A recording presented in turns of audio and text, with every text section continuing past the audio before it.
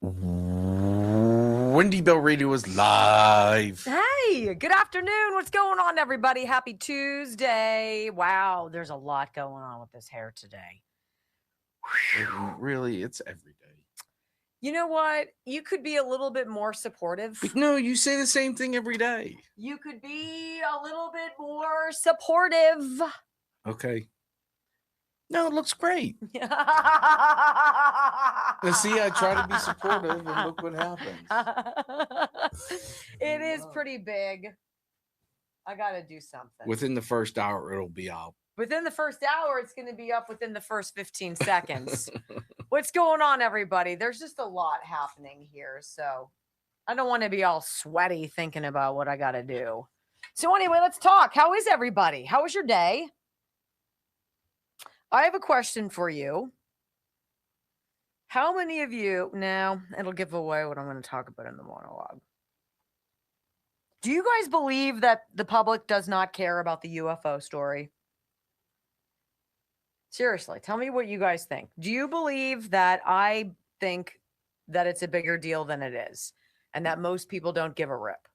What do you think, Brock? I don't think most people are necessarily plugged in to all the talk. I think they think of it as a movie. They think of aliens or whatever they're calling them, whatever it is. I think they look at it as there's two camps: TV, science, and the religious people. Right? Oh, wait, the religious people think what? That it's who Satan think it's or something? Yeah, like it's Do people really think that? demonic or whatever it is. And I'm like the stupid person who's like, of course they're nice. Whatever alien creatures are out there, they're totally nice. Like I have no idea. But I mean, if they've been around us, hi. Thanks for the $5. Who gave that to us, Brock? I'm foostering. I know. Hold on, I gotta figure something. Okay. There we go. See, that's just, I know I've got things sticking up, but whatever, this is better. Hi, everybody. So let's see who gave us $5. Look, that was very thoughtful. Let's see what's going on here. We have the Wolfman. E.T. and the illegals are the only aliens in this world. You think, huh? I bet you there's more than that. But yeah, I don't know. It's been kind of slow walked to us. So we're all kind of like, all right, we already heard about it. It's probably not that big of a deal. Sort of like the vaccine injuries. Ron Johnson is a freaking dog on a bone. Have you guys been paying attention to him? Like the major news, legacy news outlets are not having him on. But every podcaster under the sun worth their salt is. And he's saying 5 years after we've been saying the shot is no good, no bueno. And they knew it. And somebody's got to freaking pay a price for that. Somebody's got to go to jail for that. Somebody does. That's what I'm thinking. So anyway, that's where I am. I'm going to say this. Hey, 1-800-NEW-ROOF, IrelandContracting.com. I have my billing call today with Gary Ireland. Find out to whom I write the check for the new roof and skylights. They've been lovely to deal with. Look, if you're in southwestern Pennsylvania, you have a home exterior remodeling project, do yourself a favor and get in touch with Ireland Contracting. I love them. They are wonderful people. They're Amish or Mennonite or whomever they have. The guys are amazing. They pick up after themselves. The product is beautiful. I have no complaints. In and out in 3 days. Literally, that was a big deal. IrelandContracting.com, 1-800-NEW-ROOF. IrelandContracting.com. Let's see what else is going on. How are you guys? 811. So yeah, I'm wondering if you have given me a comment. Give me a comment. Not in the chat, but give me a comment. Do you think people are paying attention to the whole dead scientist story, the whole UFO thing? Do you think that's happening? You're paying attention or no? I think the more that it comes out on mainstream. Right. No, I don't disagree with you. I don't think it's at anyone's doorstep. You know, if they're not paying attention to a Fox who's been covering it or anyone else who's been covering it. Well, and I think the reality is also that if they've been here and they haven't bothered us, what's going to change? I don't know. I think it's really a race. I think it's a race among China, Russia, and America.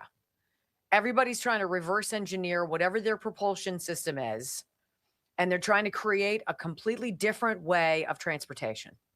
Beyond that, of just And the medical power. stuff. I think Power and yes, medicine, all of this stuff. you can't keep the grift going if there's an answer out there.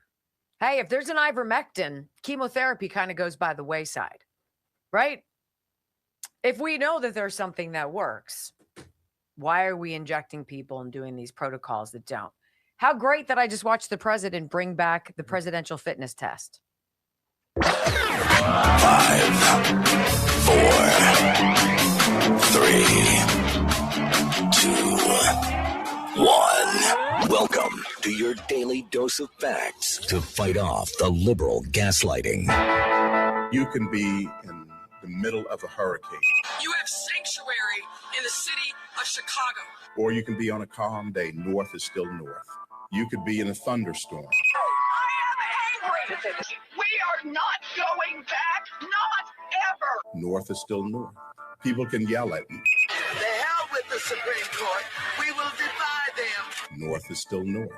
It doesn't change fundamental things. And in this business, right is still right, even if you stand by yourself. We don't get fooled again. No. Live across the fruited plain and from sea to shining sea, we're converting the Marxist left 1 hour at a time on the Wendy Bell radio program.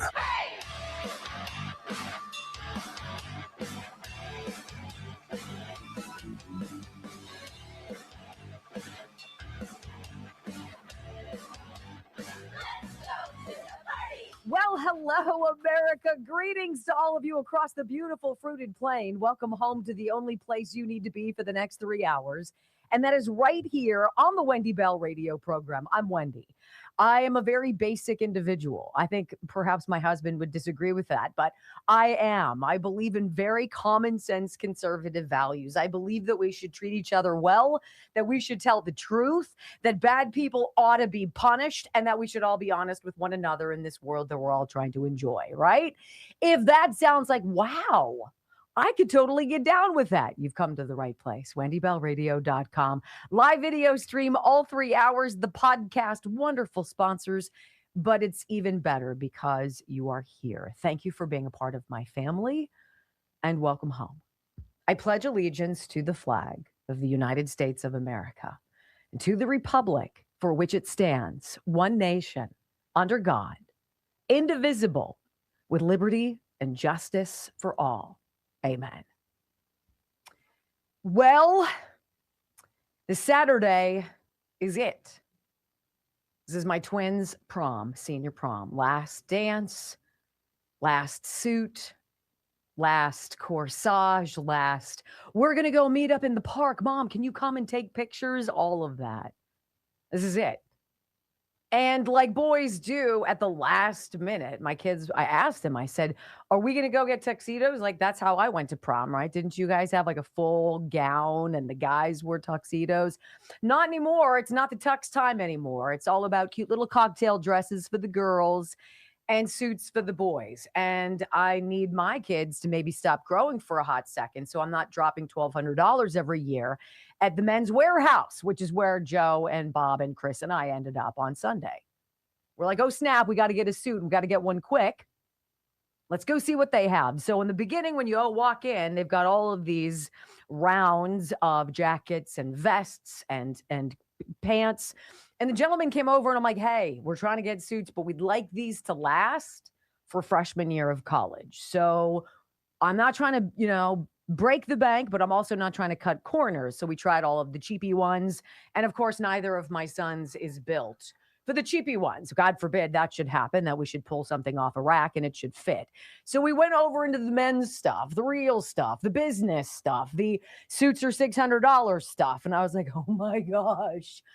And I'm taking out coats and I'm grabbing pants and Joe standing back, my husband looking at me. And as the boys come out and I'm tugging on their thing. Stand up straight, put your shoulders back. That's how you stand when you're wearing something like this. Be proud, stand up straight. Joe kind of calls me over as they're in the dressing room and he's like, "You're being really annoying." And I'm like, "What? Me? Annoying? Never. What are you talking about?" And he's like, "You're just super amped up or something. You need to take a break, relax." And I'm like, "See, this is funny because you've come one time that we've bought suits for these kids. You've been there one time. I'm going to remind you, you've never been to the dentist with them. I think you went to Michael's first well visit when he was a month old. Other than that, nobody else, no doctor's appointments, never. I think maybe you took them each to get a haircut twice. Maybe. And everything else I've bought. I bought them socks. I've gotten their shoes. I did all of this stuff at school, parent teacher conferences, everything and anything. And I'm the one who's being annoying because I'm like, it's 5:30. They close at 6. Let's get this party started. But he was right. I was being annoying. Of course. You know, this is the beauty of men and women. And if I could tell all the young ladies who I know have already picked out their prom dresses that will barely cover their rumps, right? And then they'll put on some shoes that make them walk like they've got, rocks in their feet. And they'll be miserable and they'll want to kick them off and they'll walk around barefoot the majority of the night. I can already see where this is going. We've all been there, done that. And I'd like to say to all these young ladies, you know what? You don't have to go out and be a sex symbol. You don't have to go spend money on somebody doing your hair. Nobody gives a rat's rear end about your fingernails. And the more makeup you wear, the worse you look. My son invited you to go to this prom because he likes you, because he's friends with you, and because he knows he's going to have a good time with you. Don't worry about anything else. You got it in the bag. But I think we've come to this critical point in our society with our young ladies. And I was reading something by the numbers that really made me stop. This is kind of a donut opening because what we're going to do is circle around to the very close of the program, which is this very subject. Something is going on with the young women in this country, ladies and gentlemen. I personally see it as being very diagnosable. But did you know that antidepressant use among teen girls and young women has skyrocketed? And use among boys has gone down. There's been a 63.5% increase in the trajectory of antidepressant use by teens and young adults from March of 2020. These are old numbers too, to December of 2022, but 130% increase in the use of antidepressants among teen girls between the ages of 12 and 17. I want to talk to all you young ladies. I've done this before. I got to do it again because I don't have one of you in my household, but I was you. It was a different time, but things don't change. You don't need an antidepressant. What you need is to put down your stupid cell phone. What you need is to get off of social media and stop thinking that you need to compete with every other young girl out there who's putting up the same bogus story about herself and her life, and go outside and do something. Go for a run, take the dog for a walk, get a hobby, get a job. Be who you are, not what you think you're supposed to be, because all of those people you're chasing have no clue either. It's called being young, and it's tough. And we've all been there, and you get through it, and you look back and you think to yourself, holy smokes, all of the things I thought were so important aren't. Back to being at the men's warehouse. Men and women are different. I get the great honor of being able to be the lover of my children, to be the one that carried them, the one that birthed them, nurtured them, got up with them in the middle of the night. I was there for every time they had to throw up in the toilet. I was there for every single fever and every trip to Children's Hospital for yet another round of croup. I've been there rocking them, soothing them, watching them grow, feeding them, being there to monitor their development. Young ladies of this world, if you go on to college and you go on and get a job, good for you. You need to be educated. You need to know about things. But the things that are going to matter to you most don't come in a job title. They don't come in a promotion or in a corner office or in some kind of a bonus check. They come from your God-given gift of being able to give life. You are made different than everybody else. Don't do the drug route. Realize it's a phase and it's difficult and you feel ugly and it's yucky, but I'll tell you what, you are none of those things. To the young girls who I don't even know who my boys are going to this prom with, you know what you have? You have two respectful young men who will appreciate how beautiful you look, but will more appreciate how much fun you have. Don't worry about the pictures. Don't worry about how you look. Don't worry about everybody else. And for one freaking night, go out and be 17. Be 17. Because after this, everything gets real, and it gets real in a hurry.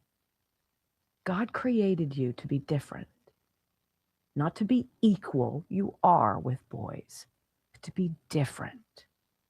The sooner you give into that difference and you embrace it and you love it, the more you will realize there is no job or college degree or anything in the world that will be more important than what you do as a mom. Period. That said, I'm reminded that the kids didn't order corsages yet. So this is a panic. I need to know why it was always the rule that the boy has to provide all of the flowers. Like, really? I've got 5 kids. Do you want to know how many flowers I've gotten over the years? That said, good luck, Bob and Chris. And to all of you high school seniors out there, going out and seeing your place in the world, you've got this. Put down the phone and go live your lives. When we come back on the Wendy Bell radio program. Okay, so Donald Trump calls out Jonathan Karl. Do you guys remember after the White House Correspondents Association dinner, shooting, whatever? Jonathan Karl went on with George Stephanopoulos, and he's like, George, I got a call from the president this morning. Yeah, about that. And President Trump, he sets the record straight. Oh, my goodness. Don't miss this update. Next on the Wendy Bell Radio Network. I thought it was funny. Bob came home. They got their permission slips from the Catholic high school, which says the girls have to have dresses that fit these parameters. We're not interested in seeing your midriff. No, skin here and there. It has to be such and such, whatever. Fine. And so I'm filling out the form, and Bob says, Chris's date is black. And I was like, oh, excellent. I haven't met her. And I said, what's she all about? And he's like, she's really pretty and she's really smart. She's going to Boston University. I'm like, my kids have wonderful taste. I cannot wait to meet this young lady. I thought it was funny, though, that he was like that. His date is black. And I'm like, okay, that's great. More people for us to meet. And then it'll be a last minute. Where are you guys all going to take pictures? They don't go to dinner? No, they don't do that anymore. No? No, it's all just kind of like hanging out, and you go somewhere. It's usually the park nearby our house, and it's beautiful. We take pictures there by a big fountain. So I want to tell you guys about Get Native Path. I'll tell you what, they came to me several years ago, Native Path did, and we've talked about several of their products before, but it's this collagen that I've been taking that I think is making a very big difference. I think I'm doing a lot of things. I'm trying to do some new stuff to get stronger, to get more muscle tone and what have you. And taking the collagen peptides from Get Native Path is phenomenal. So getnativepath.com/Wendy.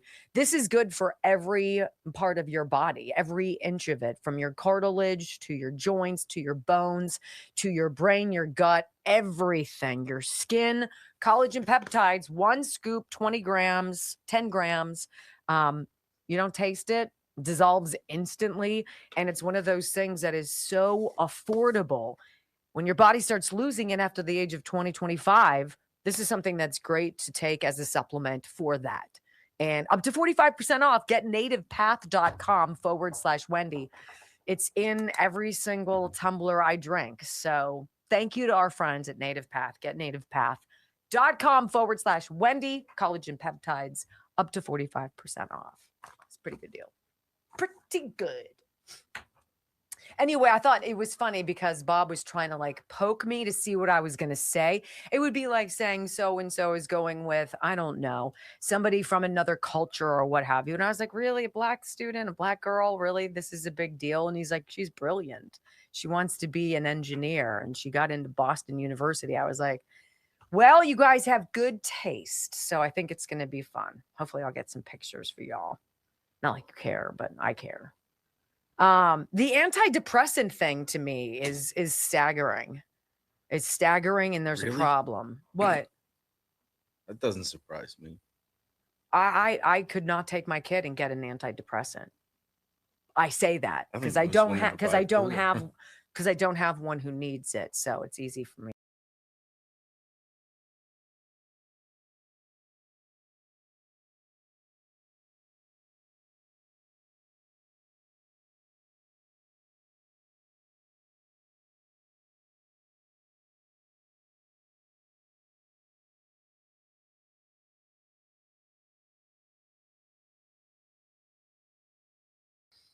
When that is your job, I don't know when you do tell the truth. Welcome back to the Wendy Bell radio program.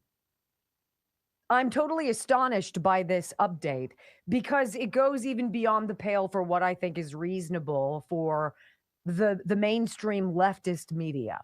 So you have this White House Correspondents' Dinner. You had the guy come in, Cole Allen with the gun, shooting his gun. Panic ensued. The Secret Service throws Trump to the ground, get on top of him. Everybody gets, they get shuffled out. It's this big thing, and it was a big thing. And then the next day or Monday or what have you, Jonathan Karl, all of the journalists were at this White House Correspondents' Dinner, right? And then Jonathan Karl gets on with George Stephanopoulos, and he relays this story of the president calling him at his house, calling him at his home on a landline, not a cell phone, but a number that most people wouldn't have access to. Like he was super, super worried about Jonathan Karl from ABC News. I thought it was weird when Jonathan Karl said it. And I guess I was right because I want you to hear how this started. And then we're going to tell you what the president had to say to correct the record. So this is what George Stephanopoulos got out of Jonathan Karl right after that shooting. My phone rang shortly after 7 a.m. My landline, George, actually a number that few people call, and it was President Trump calling. He said at first he was calling to see if I was okay with what happened last night. Are you okay? And then he reiterated many of the things he said in his press conference last night, emphasizing the unity that he felt in that moment, that he felt at the dinner before the shooting and certainly after with the people who reached out to him. And he said absolutely, and he was quite firm about this, that dinner must be rescheduled. It must be rescheduled. He knows that I was a former president of the White House Correspondents Association and had worked with him on a dinner that never actually happened back during COVID. And he was saying, we've got to get this dinner back on. It has to happen. Wow, I thought that was amazing. Here's the president, clearly who was the target of an assassination attempt. And here he is worried about Jonathan Karl of ABC News to the point that he would pick up the phone and call, like, why ever would that be? But wow, that was very thoughtful of the president. Until this morning, I saw this Truth Social by Trump, and he writes this: Jonathan Karl of ABC Fake News made a statement that I called him early in the morning, the day after the assassination attempt, to ask whether or not he was okay. No, see, this was a hit on me, not him. And I didn't make such a call. Why would I do that? He called me, but I didn't take his call. He just confirmed that to me when he called again. So he called once, Trump didn't take it. He called again, Trump doesn't take it. And the president continues. He says, I would say that's very dishonest reporting. He's trying to make himself look important, but I'm not surprised because it comes from ABC fake news. So wait a minute. Jonathan Karl on live television, Adam Schiff, he did a dream sequence. Look what's going to happen here. See? I'm going to call you, see? And you're going to answer. And Donald Trump is like, I never called him. I didn't call him. I didn't call to check on him. I didn't call to say anything about unity. And I sure as hell didn't ask him if we could reschedule quickly. Jonathan Karl just made up an entire conversation and passed it off to George Stephanopoulos, who sucks anyway, but to everybody, like 8 people who pay attention to ABC News anymore, and lied to elevate himself on live television. The president called me. He wanted to make sure I was okay. He knew I was a former president of the White House Correspondents Association. He's like, Johnny boy, you and I, you know what? We've got to be simpatico. We've got to get this back on the books. Okay, buddy? It's all about you, except that none of that happened. Does that concern anybody out there? That's a conversation. Can you imagine how he gets with actual details? Can you imagine what he does with actual news that matters and not blowhardy stuff like that? Can you imagine how he was reporting all of the lawfare cases against this president? Can you imagine how well Jonathan Karl, how factually, how objectively, which is, by the way, what you're supposed to be in the media. I was part of it for 30 odd years. I know. Imagine how these people actually have covered the president in general. If Jonathan Karl has to lie and dreamscape a fake conversation he had with the president who didn't answer his call. That's stunning to me. As stunning as that there's been a 130% increase in the number of young girls between 12 and 17 who in the last handful of years have been prescribed antidepressants. It's not complicated. It's not. Why does everything seem to be so out of reach? Jonathan Karl, you're disgusting. The fake news media, we don't trust you. Do you see what's going on in the podcast world? Do you see all of the members of the media who've been fired over the last couple years? Try to get out there and do podcasts. There is no appetite on television for your lies. There sure as hell isn't one online either. As clear as day as it is for me with America's young girls. Put down the damn phone and stop living according to everybody else's decisions and judgments. The same way I can say to the media, what in the hell happened to you? And then how dare you be upset that we stopped paying attention? You don't deserve our trust. When we come back on the Wendy Bell radio program, things are about to get a whole lot worse for James Comey. They tried that first initial, strike. Oh, it's just seashells in the sand. They've got nothing strong about that. Oh, Mike Davis from the Article 3 Project. Next. I'm baffled by that. Can you imagine? I would feel uncomfortable lying about getting a phone call, let alone lying about what was said. Jonathan, what else do you do, dude? That's Remember real. he called his home line and nobody ever calls him on that? And nobody's got that number. Look, dude, I've watched Scandal. I know how it works. I am deeply entrenched in that stupid show again. I just started season 3. I'm still on season 1. 1.4 thousand rumbles. How you know great. what? Thank you. Start watching. Like this. I get interrupted by my utes and my jobs. Well, tell them to at stop. home. Well, my job doesn't interrupt me. I didn't say it was my job. Oh. I said it's family stuff. I got the family stuff to do. Hey, by the way, I haven't talked to you guys about Crescent Mountain Coffee. CrescentMountainCoffee.com. CrescentMountainCoffee.com. Wendy Bell Radio, Patriot Blend, Shazizzle Blend. We get 10% of the bag price, and then we give it to other people. So thank you for supporting us. All right, let me talk to you guys about somebody. Healthy Cell. Look, I don't know how more clear I can be. You've got to have REM sleep on your in your cupboard. You have to have it. So last night I'm sitting there. I put some tulip blooms on my feet. Oh, so nice. Put on a pair of socks. Put in the foot massager thing. Sat down, going through some stuff, seeing if there's anything I can plug into today. And I'm like, you know what? I hit pause on the thing and ran upstairs and took a REM sleep. I'm like, just in case I have a hard time falling asleep. Oh my gosh. I brushed my teeth, washed my face. I remember laying down and going like that. And that's it. And then my phone, my watch was like, bzz, bzz, bzz, bzz, bzz, bzz, bzz, bzz, and I was like,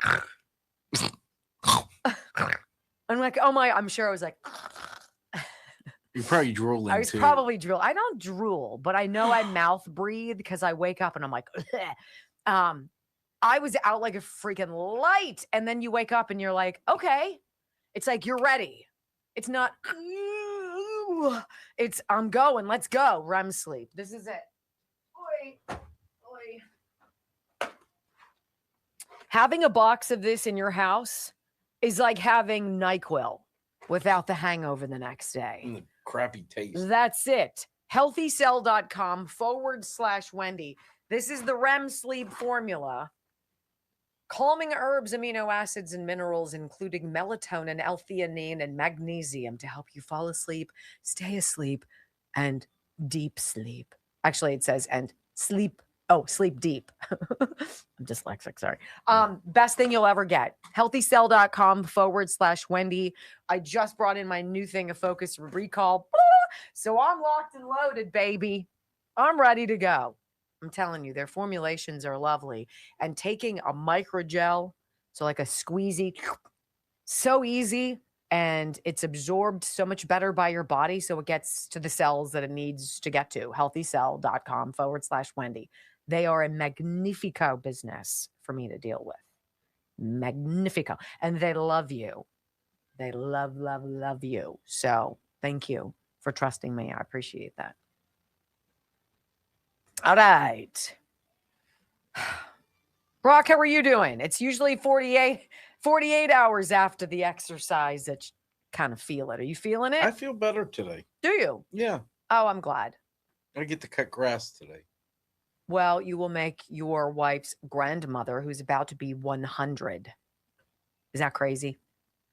Very happy. Very happy. Let's see here. Let me see if I can do this.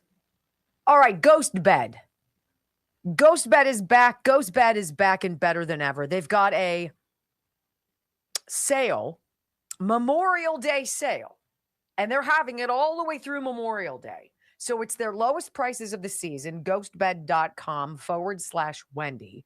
Use my name. They'll put another 10% on top of it.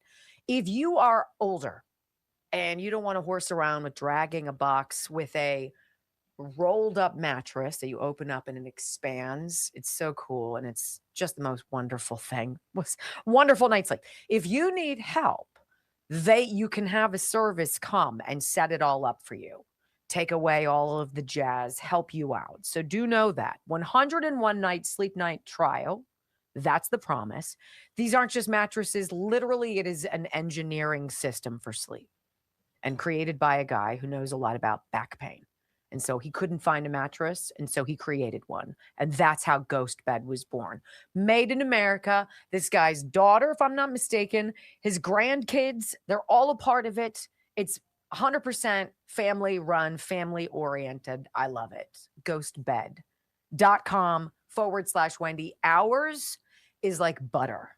It's the firm with just the nicest pillow top. It's a hybrid and it keeps you cool at night.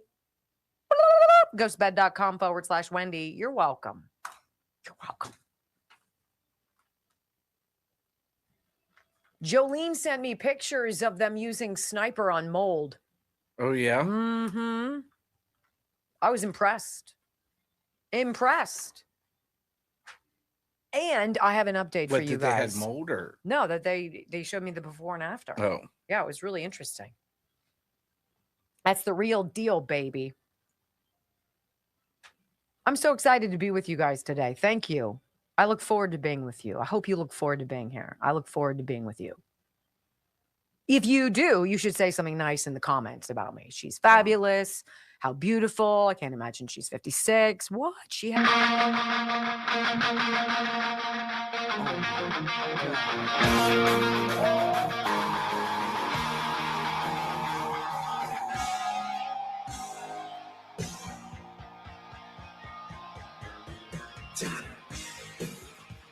Welcome back to the Wendy Bell radio program. It is very interesting when you catch on to how the media works as the propaganda fake news arm of the Democratic deep state party.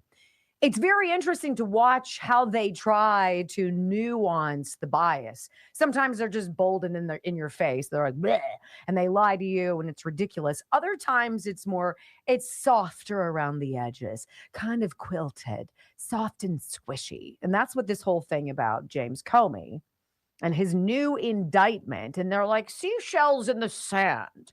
So if you've been living under a rock or perhaps under seashells, you might not know the former FBI director who's written a book, by the way, and the book is all about coded political violence.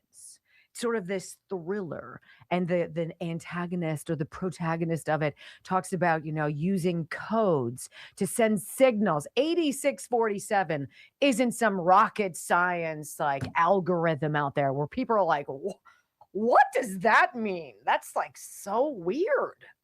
Right? This isn't Goodwill Hunting where he's outside and at the chalkboard and there's some equation and here's the kid who's the janitor who's doing all of this stuff with symbols I've never seen before. It's 8647. That means take out the president. And anybody who tells you otherwise is Jonathan Karl style liar, period. So Mike Davis from the Article 3 Project, he is a rabid constitutionalist. He believes in what the founding fathers believed in the founding documents, and believes that we as a culture can live according to those documents in quite a bit of harmony. And he calls out when the left tries to fiddle with them. Well, he was on with Benny Johnson last night or yesterday afternoon, and I love what he had to say because it's super interesting.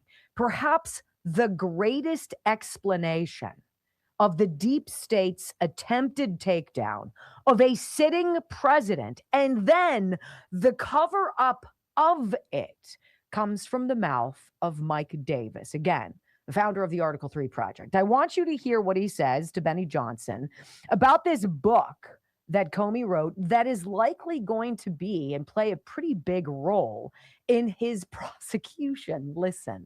You have a former FBI director, a former deputy attorney general, who's the number 2 in the Justice Department, a former U.S. attorney who is posting coded messages, not very coded, for political violence. Well, guess what?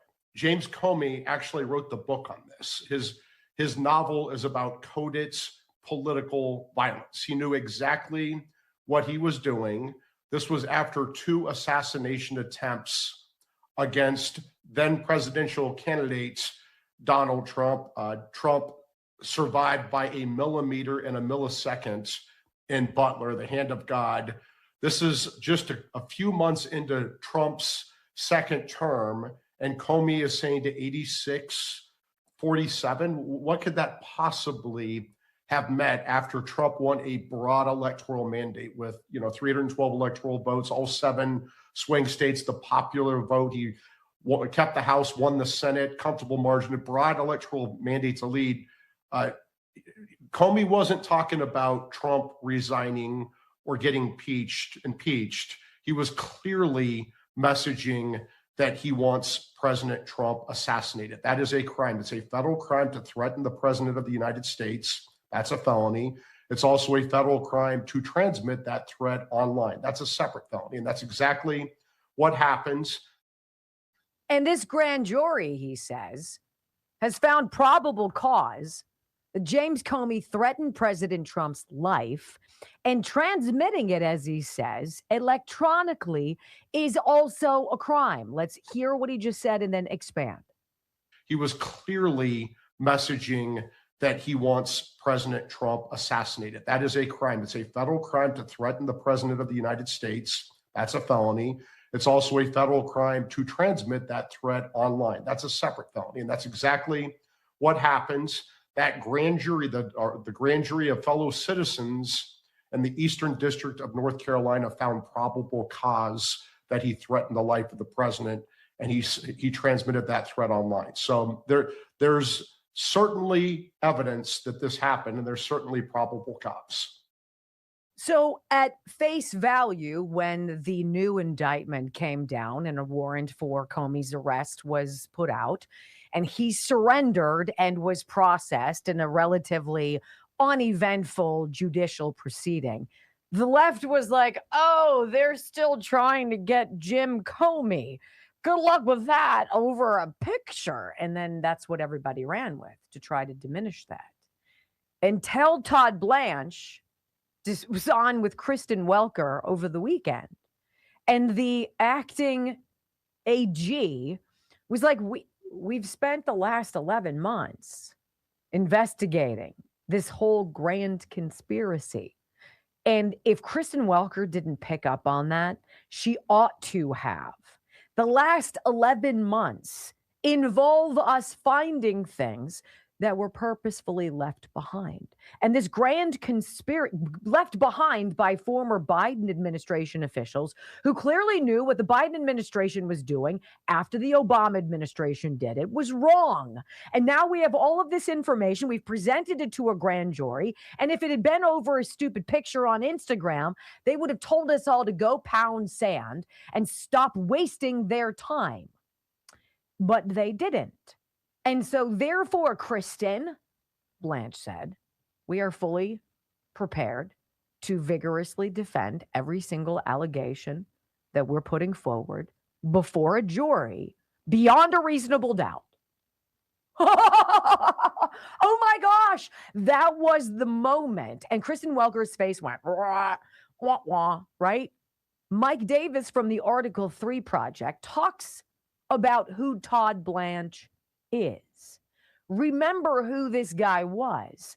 This was the man seated to the left of the president at every single table, right? When he was indicted and then sued how many times, right? This is the guy who walked out into the hallway outside of the courtroom with the president and stood off of his left shoulder as he addressed the media. This is the guy who gave up his job to defend the president of the United States.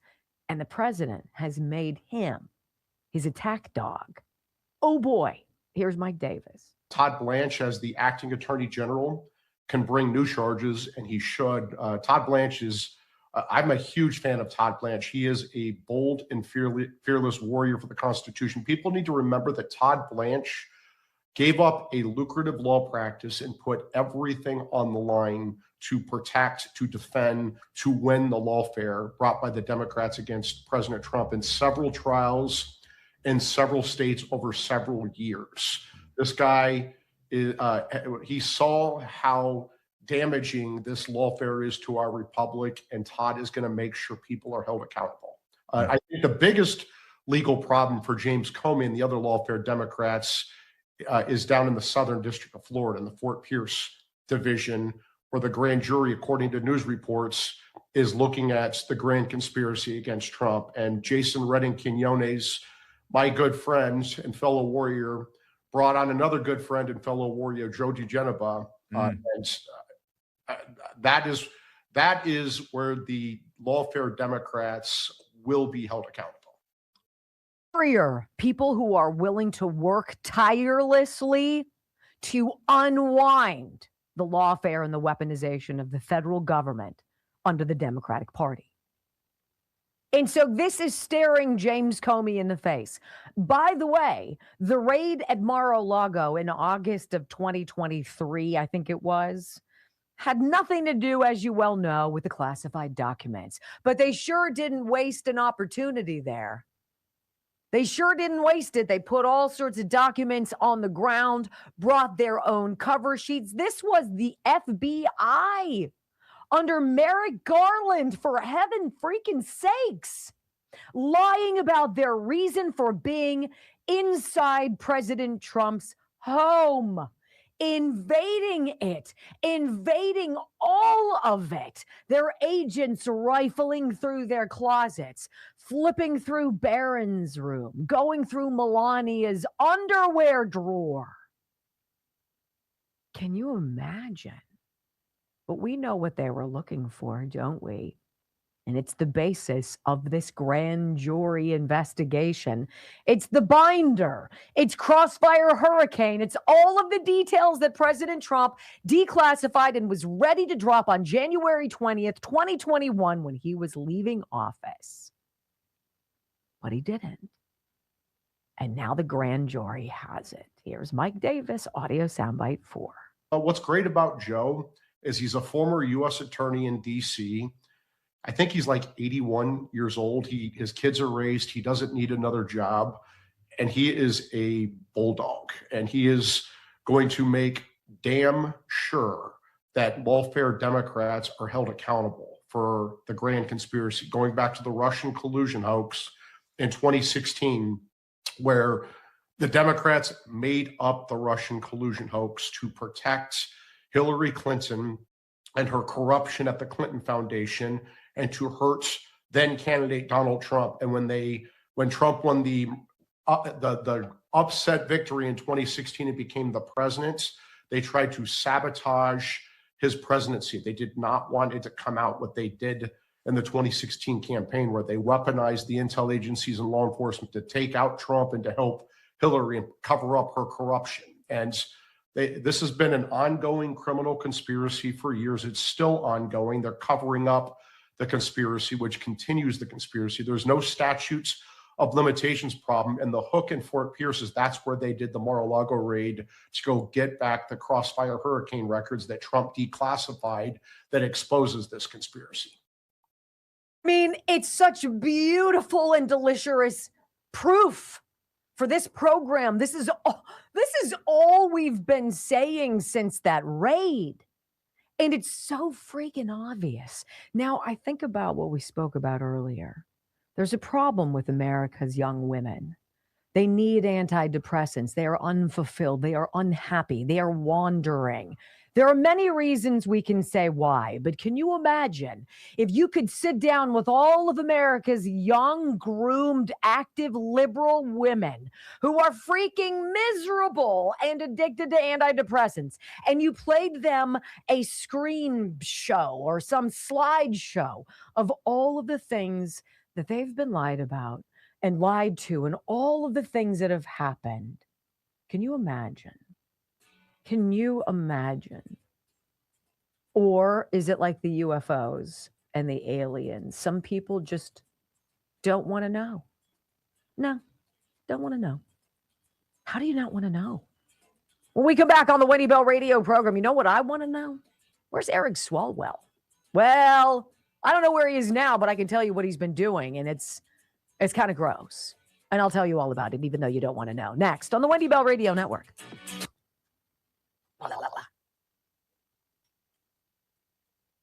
I'll give anybody a hint. Who wants to tell me what it is that I'm talking about in the comments? Let's see who hits it. 195 comments. I know you guys. What has Eric Swalwell now been blown in for doing? It's so grody. So I had a great conversation with my friends, Tim and Tom, who are the guys behind Health Revolution. Health Revolution, info.healthrevolution.net. Brock, sorry.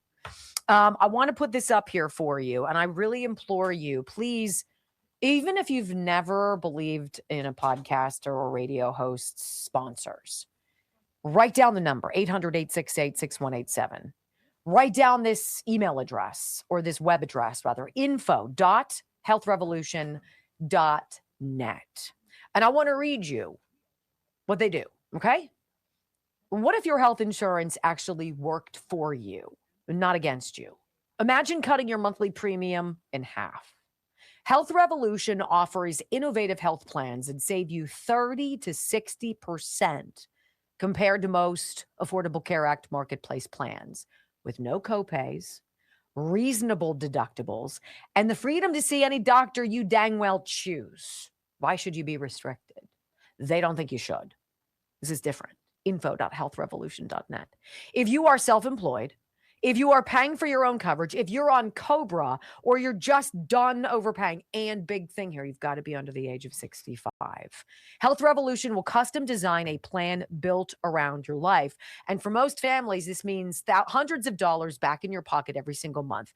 No government control, no waiting for open enrollment. These plans are available right now. So why pay for coverage you don't need? Why not get what you do need and pay the commensurate price? Health Revolution, info.healthrevolution.net. Seriously, seriously. They've also just started sponsoring. They're going to start sponsoring our podcast too, which is super excited. They've had wonderful feedback from you, and they comment and say what all the other people say is that your followers, your family is they're serious. They don't call to spin our wheels. They call and they buy. And it's great. Thank you. Thank you. Right? Just connecting people. I love it. All right, let's see if anybody got it. Did you guys get the big mystery of what Eric Swalwell has been doing? You don't want to know. I mean, who does it? Oh, Stanley Blum. That is so nice. Thank you, baby.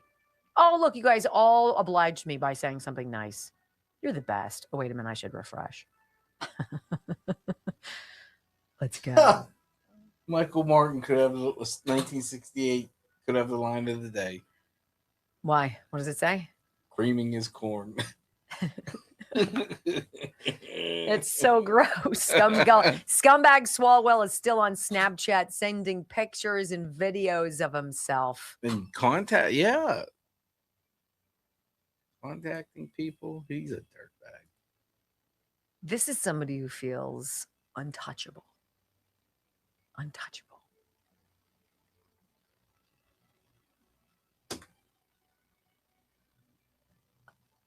This is just great. Here, I'll ruin a song for you. This is honor of your boy. I don't know if I want to know what it is.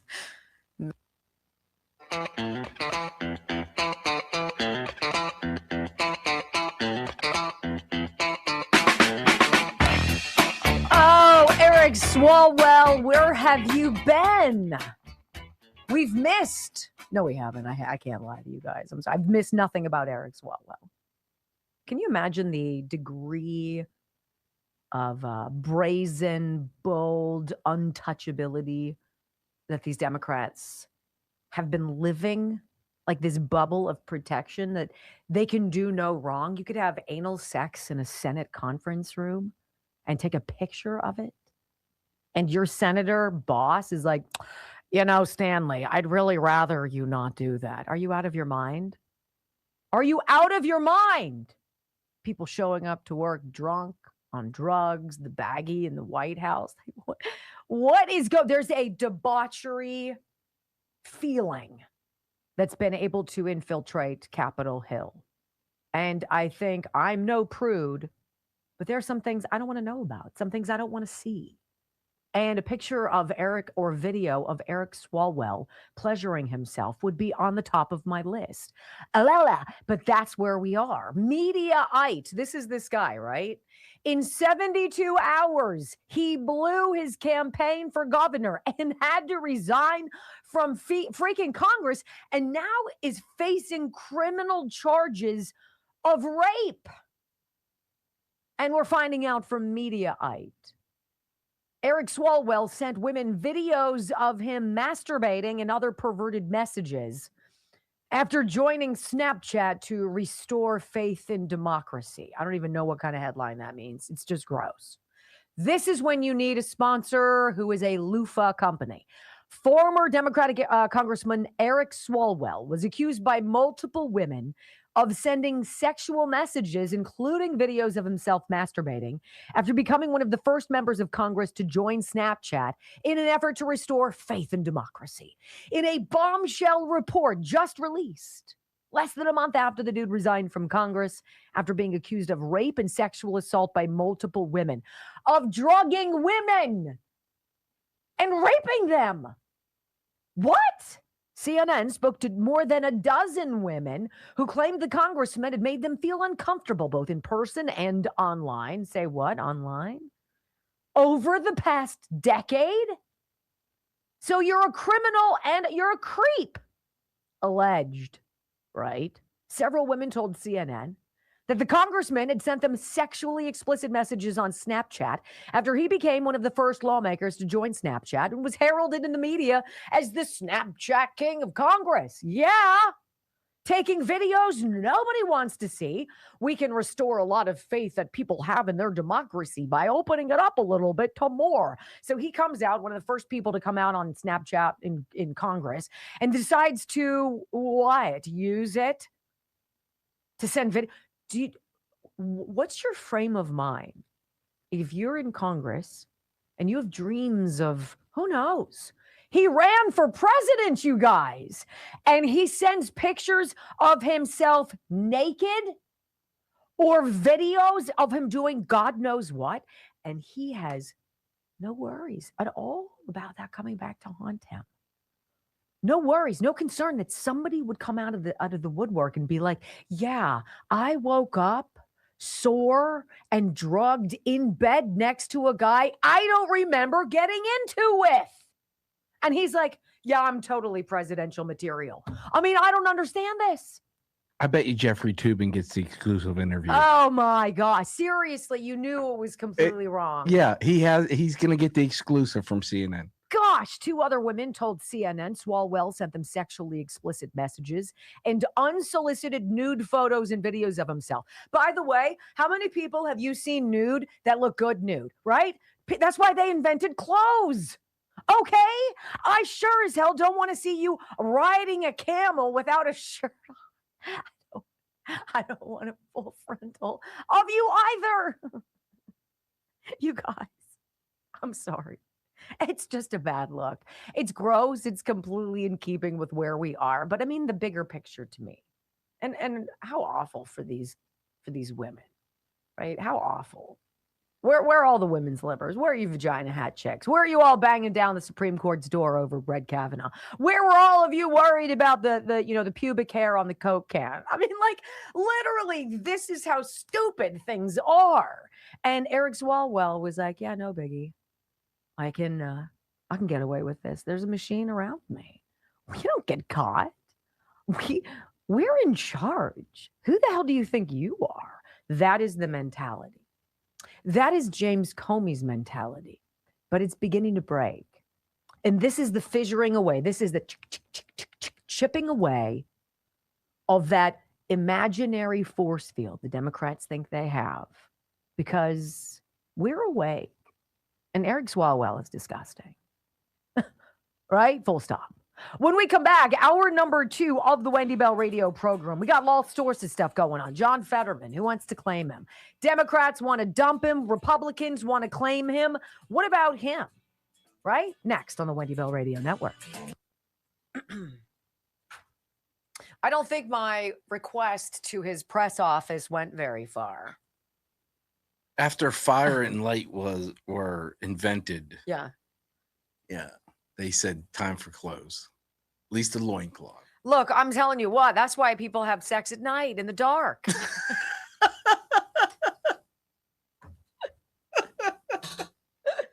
You know what? That's true. P.S. I'm gonna point something out to you guys right now, and you're gonna start to notice it if you haven't already. It is a very strange coupling. It is the thin, skinny almost, taller man and the well-fed woman. So super thin, super not. Everywhere. Everywhere. It's crazy. I don't know if all men have all of a sudden just all lost weight or if there's something that's going on. Pay attention. Pay attention when you're out. Larger woman, super, super fit or straight beanpole dude. I'm interested if you see it. I have been. Curious. Hey, love knows no bounds. I love love. with clothes on. It's terrible. I'm sorry. All right, let's talk about who we want. Okay. Let's see Sniper. Disinfect with sniper.com. Jolene sent me, let's see, pictures. So they have a rental house in one area. There was a storm and there was water damage, et cetera. And so this is a wood beam right there, right? And all of that dark stuff is mold. And so Tom and Jolene go to our friends and they pick up a gallon of Sniper. They're smart. They pick up this bad boy and the gallon jug and they, right? And this is what it looks like afterwards. So I'll show you before. Hold on. Before. Dark and gross. After. Clean. It's amazing. Disinfect with sniper.com. I'm just going to say to you, Sniper will change the way you think about cleaning. Mild enough to wash your hands in, powerful enough to kill tough pathogens, including MRSA and the viruses that cause flu and COVID. It is designed for use in hospitals, for cleaning toys, nurseries, pet areas, kitchens, bathrooms. Look, anywhere. It's not going to discolor stuff. You don't have to necessarily wipe it off. You can spray your countertop and it works, right? And you'll notice something. You just don't get sick. Honestly, Brock, now that I've said that, damn it. Yeah, way to go. When was the last time either of us was really sick? I'm not allowed to get sick. I know, right? It's amazing when there's nobody to fill in for you on a dime that you just don't need people to fill in for you on a dime. You're like, well, I guess I'll be showing up to that one, right? Vacation, 6 days.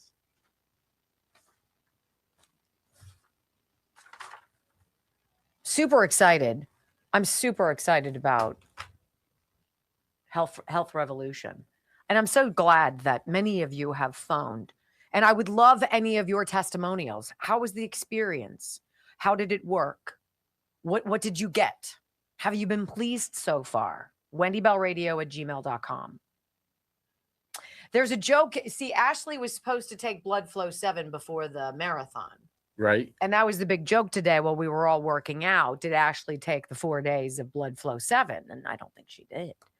And so I know all of the people in there were like, hey, Wendy, bloodflow7.com. And I went, /Wendy. Yeah, And they all you gotta have laugh. the /Wendy. They all laugh. And I'm like, oh, yeah? Oh, yeah? Try it. I think a couple of them will. I'll tell you what, it's changed how I work out. It's changed everything about my exercise. It's changed how far I can walk. It changes how much yard work I can do. You look gassed this morning. Do you want to show it? Your trainer. Bloodflow7.com /Wendy has completely transformed my workout, from the number of reps I can do to the degree of exercise to the weights, all of it. And it's a brutal 55 minutes and I don't stop. Bloodflow7.com /Wendy. She said she sent me a picture while I'm working. Wendy's off gallivanting around. It says, I don't think Wendy will be there to do the show. And then Brock writes, I need paid. Like Yeah, a typical, he said, don't kill her. I need paid. like a typical Yinzer does. You know, it's to be, but that's good. I'm sorry. You walked Did right you into miss the that other there, thing I said? Huh. She looks Get her some fabulous. Blood Flow 7 stat. .com /Wendy. Yeah. So the big thing in there at the gym We now better is got credit for that /Wendy. sniper purchase. /Wendy. /Wendy. I'm like, hey, if you want a discount, you guys can sit here and mock me all you want. But y'all are talking as I'm over here lifting weight. Wow. Actually, it's not really. Did that she have bad. you pushing the sled today? No. You love doing that. No, I hurt myself last time I did that. I pulled back. That's when I aggravated that Soyuz muscle. I think. So how do you hurt yourself pushing a sled? Pulling it backwards, I pulled right into the left of my belly button, all the way. It's like a vertical pull. It's terrible. It's almost like you've heard me complain about it for 4 months. Who, me or Yes, them? you. Oh. You don't really complain. You just say you've aggravated it. How do you guys feel about John Fetterman? What's your vibe? Give me Still a a comment. Democrat. Give me a comment. Yeah, I mean, I'm not asking him to be anything he's not, nor do I think he would ever be a Republican. But what do you guys think? Give us a comment. And hello, everybody over in the chat. Hi, K Coca-Cola. Hi, Ann Anwin. Hi, Vet Gal. What's going on, Linda J? Hi, Myron. Black Dog, what's going on? Hi, Rick and Linda JL. How are you doing, babe? Hammerhead. Hi, Liberty. Hi, Retired Aviator. Hi, Ultra. Hi, baby. Hi, Boston Guy and Sherry. It's great to be with you. Hi, Obuan. Hi, Angel Joy. Hey, B. Petrella. What's going on? Hi, John. Good to see you. Hi, Danae. In honor of Cinco de Mayo. What's up, Beebs? Is AOC making us some margaritas? 5, 4, 3, 2, 1. Wendy Bell, America's anchor mom, fighting for America 1 hour at a time. Welcome to the family. She once hosted a 3-hour show in just 15 minutes. She once intimidated the Electoral College to audit itself. Her monologues are so sharp, they're considered a concealed carry weapon. Fact-checker sites routinely issue her a retraction a week in advance. Even her commercial breaks trend on social media. Her freedom of speech has diplomatic immunity. She doesn't just drain the swamp has to ask for cab fare. Wendy Bell is the most interesting conservative woman on radio. Keep rumbling, my friends. 3 hours of bold truth and excellence. You've just signed up for the WBR Army. Strap in. This is the Wendy Bell radio program.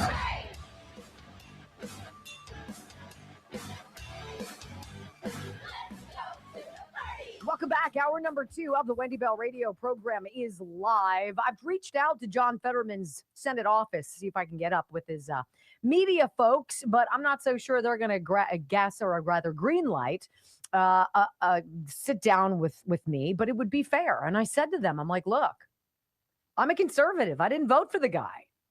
I've been critical of him, right? I've made fun of him, like hello and good night, right? That the whole debate. But I have to say, he's his own guy. He votes his own way. He votes his own mind, and he has his own decisions that he makes. And still 93% of the time he votes with Democrats. But I think he's very interesting. I think he's being treated unfairly. And I would treat him fairly. And I would be very interested in hearing from John Fetterman. But you know what? I would ask him questions, right? I would ask him, how is it? What's that like? Joining a big fraternity, but you're on the outs. And until you go through the pledges hazing, you're not really given full access. What's that like? When you don't play that game, what's that like? Is it isolating? And then why is it Republicans? Senator Katie Britt in particular, who has basically befriended John Fetterman and his wife with her husband. It's a very curious story. And I'd like to hear more from him. I never thought I would say that, but he has earned that. He has earned fairness. Well, Politico has a story right now like he's some red-headed stepchild. Nobody knows where to go with him. Where does John Fetterman go? He doesn't fit into the Democratic Party anymore because he's not a brain-dead clone trooper sheep who does everything that Nancy Pelosi tells him to do. And there's nobody in the Senate who's worth following, so he's his own guy. Republicans, they really want him, do they? Do we? Well, Politico says inside the quiet Republican effort to flip John Fetterman. And I'm going to read you about 4 paragraphs. Then I want to play you a little bit of audio about this. It's been a few days. It's a few days after the election in November, last November. And the results have become clear. Democrats have netted the 4 seats they need to claim a Senate majority. But then there's a disturbance in the force. Senate Republicans and President Donald Trump persuade Senator John Fetterman to switch parties or at least become an independent to ensure Republicans retain power in the chamber. Oh, they're talking about this November. Okay, so the midterms. Gotcha. It's a scenario that's becoming less fantastical by the day.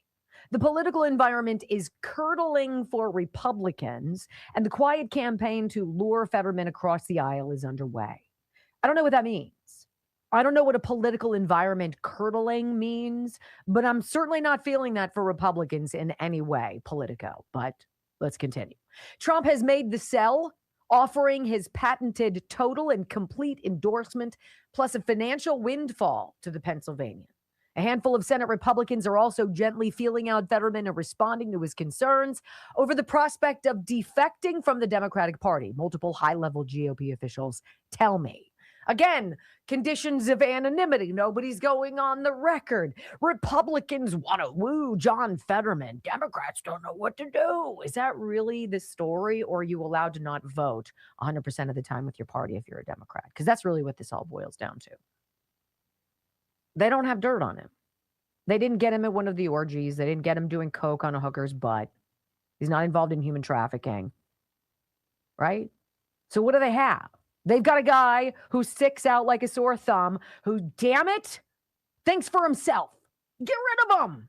Well, if Fetterman does flip, according to officials who were given anonymity to talk about sensitive matters, it will be thanks in large part to his deepening friendship with a pair of senators and their high-profile spouses.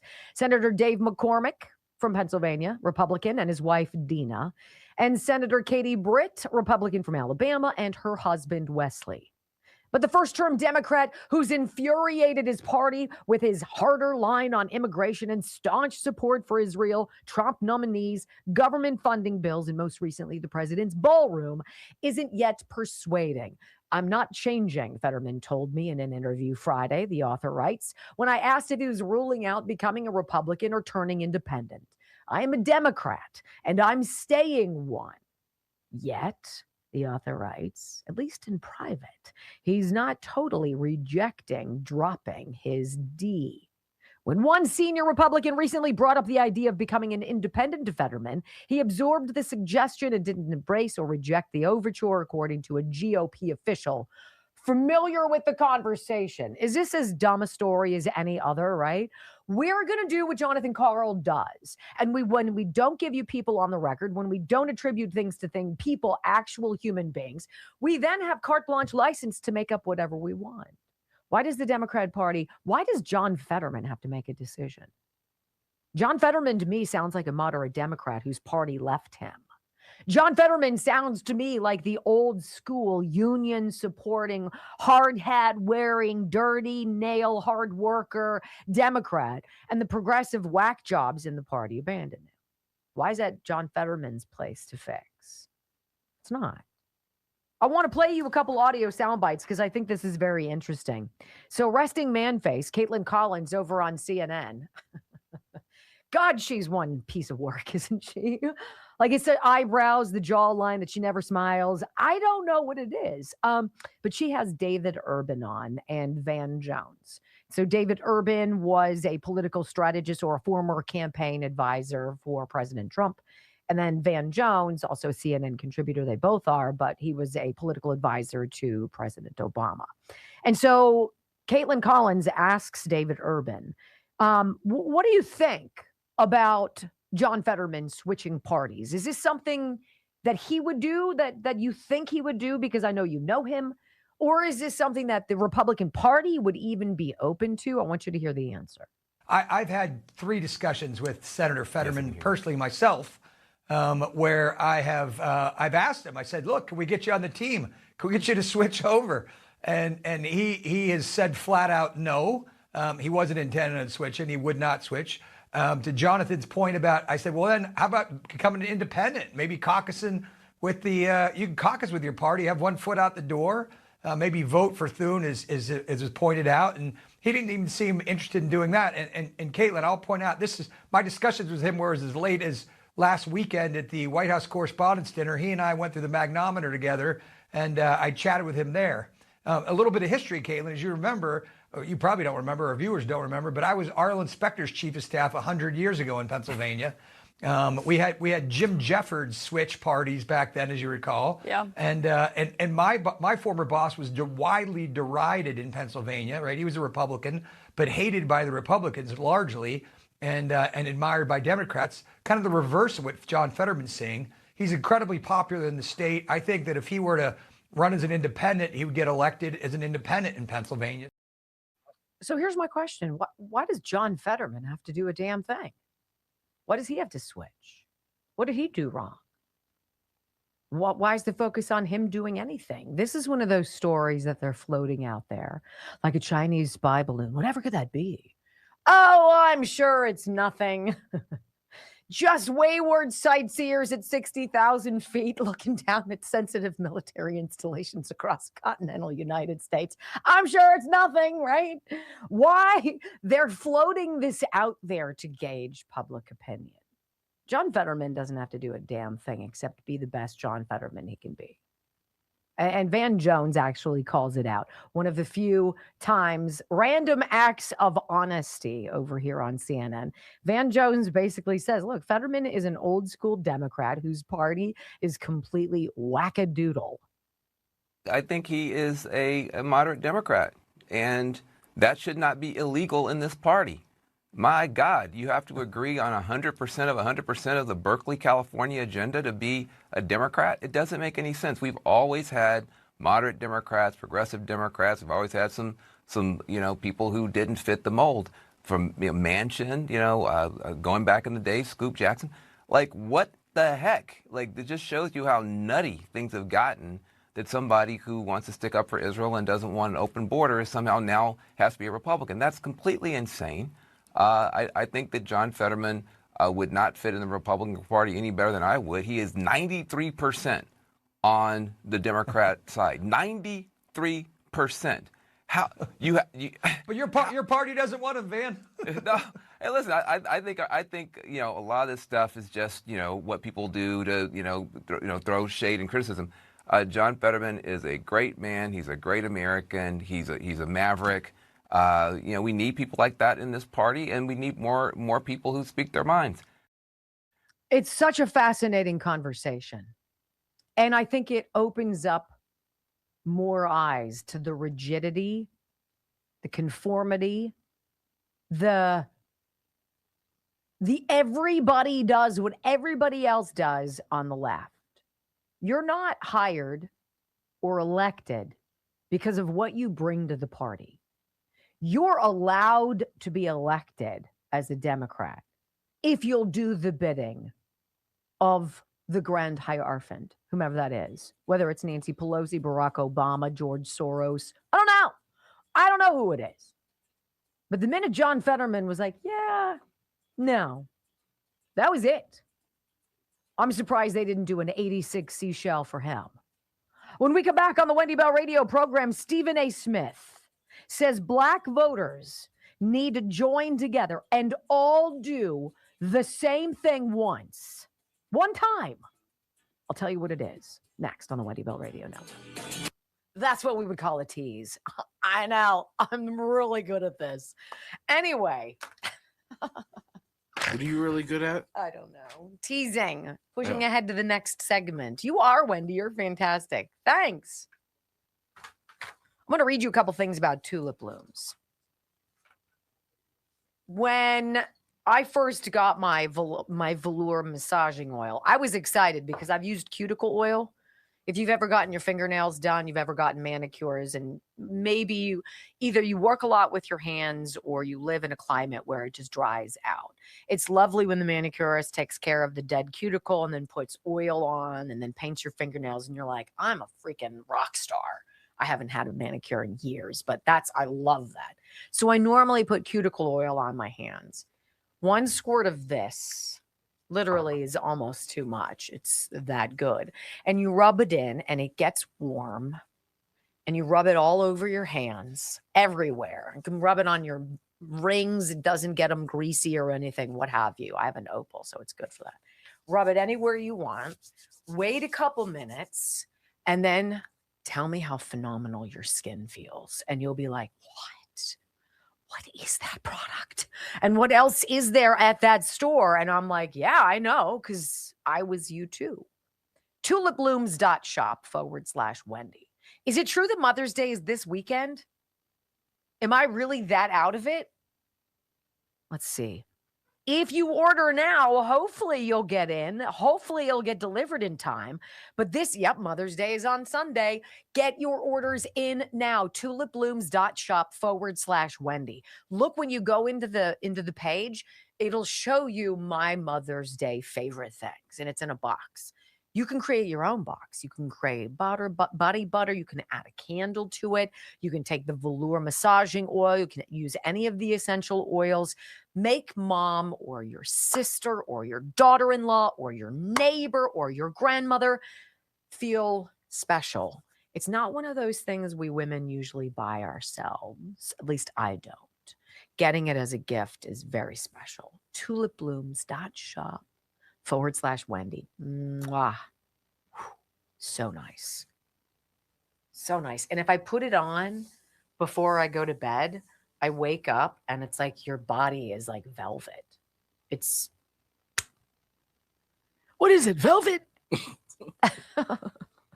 See, Brock says I'm not funny. I think I'm freaking hilarious. Well, that's an Eddie Murphy line. That's not you. Well, but still, I did a good job, I think. No? Yeah, that's funny, Wendy. Brock just wants paid. Remember? You know what I want? I want 2,000 rumbles. And you are so freaking close. Let's go. Because you know what comes next? 2.5. 5,000 people. Hi. It's great to be with you. 5,000. It's a lot. It's a lot. Do you guys know that we get 250,000 people listening to the podcast every month? 250,000. That's nuts. That's fabulous. Right? Did Michael do a short yesterday? Did you see? I didn't see. I don't know. I didn't look. Wow. You were too busy working. Is that right? Well, I thought I was going to have to cover for 3 hours. You look dead. Right. So you were all prepared on how you were going to do that. Yeah. Right. That's how I roll.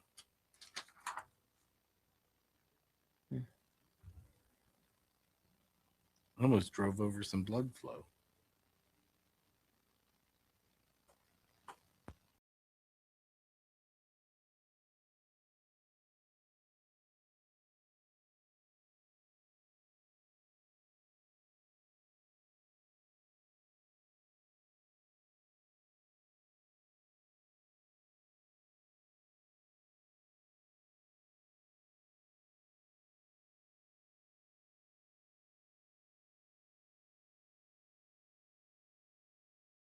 So I can't talk about life as a Black person.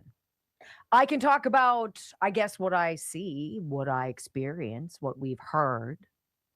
And I just don't see how the Black community is disenfranchised in our elections. There is nothing that a white voter has, privilege-wise, credibility-wise, access-wise to voting, that any other person in this country would have. Nothing. We have access to the same documents. We are citizens, right? We have the ability to go at the age of 18 and register with a political party, or we have the ability to sit out altogether and get involved in nothing. That is irrespective of race, right? But the big battle cry has been on the left that the Republican Party doesn't want Black people to vote. They want to make it harder for Black people to vote. They don't like Black people. Black people don't vote for Republicans. And so if we can get them out of the way, well, then we can. I don't know a single Republican that thinks that way. We want same day voting. We want one day. We want walk into the polling place, be given a paper ballot, the appropriate utensil, fill it out, hand it to somebody, have it be counted, and be done with it. And then at the end, at the 10 o'clock or 11 o'clock news, you have a result. You don't get to count in California for 3 months. You don't get to have those late night ballot dumps on a convention, a loading dock, convention center loading dock, right?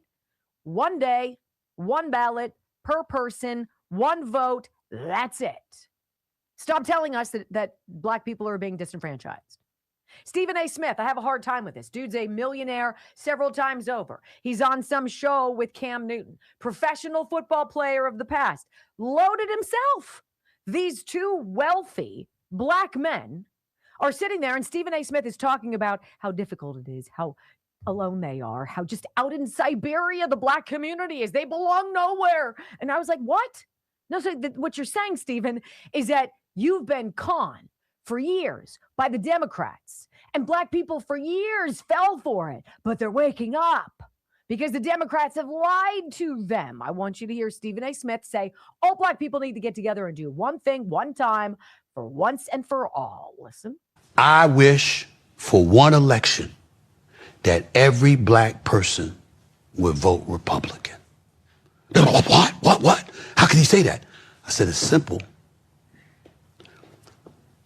Since 1964, the Black folks, we have been giving our vote to the Democratic Party at an exorbitant rate. Therefore, they know they got our vote, and they don't have to cater to us as much as we need them to. The Republicans know they'll never get our vote, so they don't give a damn about us. And as a result, we're the only community in America devoid of representation, which is why we're considered disenfranchised. I'm tired of that. What I want is to put ourselves as a community in a position where both parties have to work to get our vote. Can I ask you this? Do you think you covering politics like you cover politics, in the words of your mans, is that good for business, your business? It has the potential not to be. We'll have to see. So far it is. I think I'm doing pretty good. So far it is, but it has the potential not to be. But here's the point. Cam, if I thought like that, I'd never be here.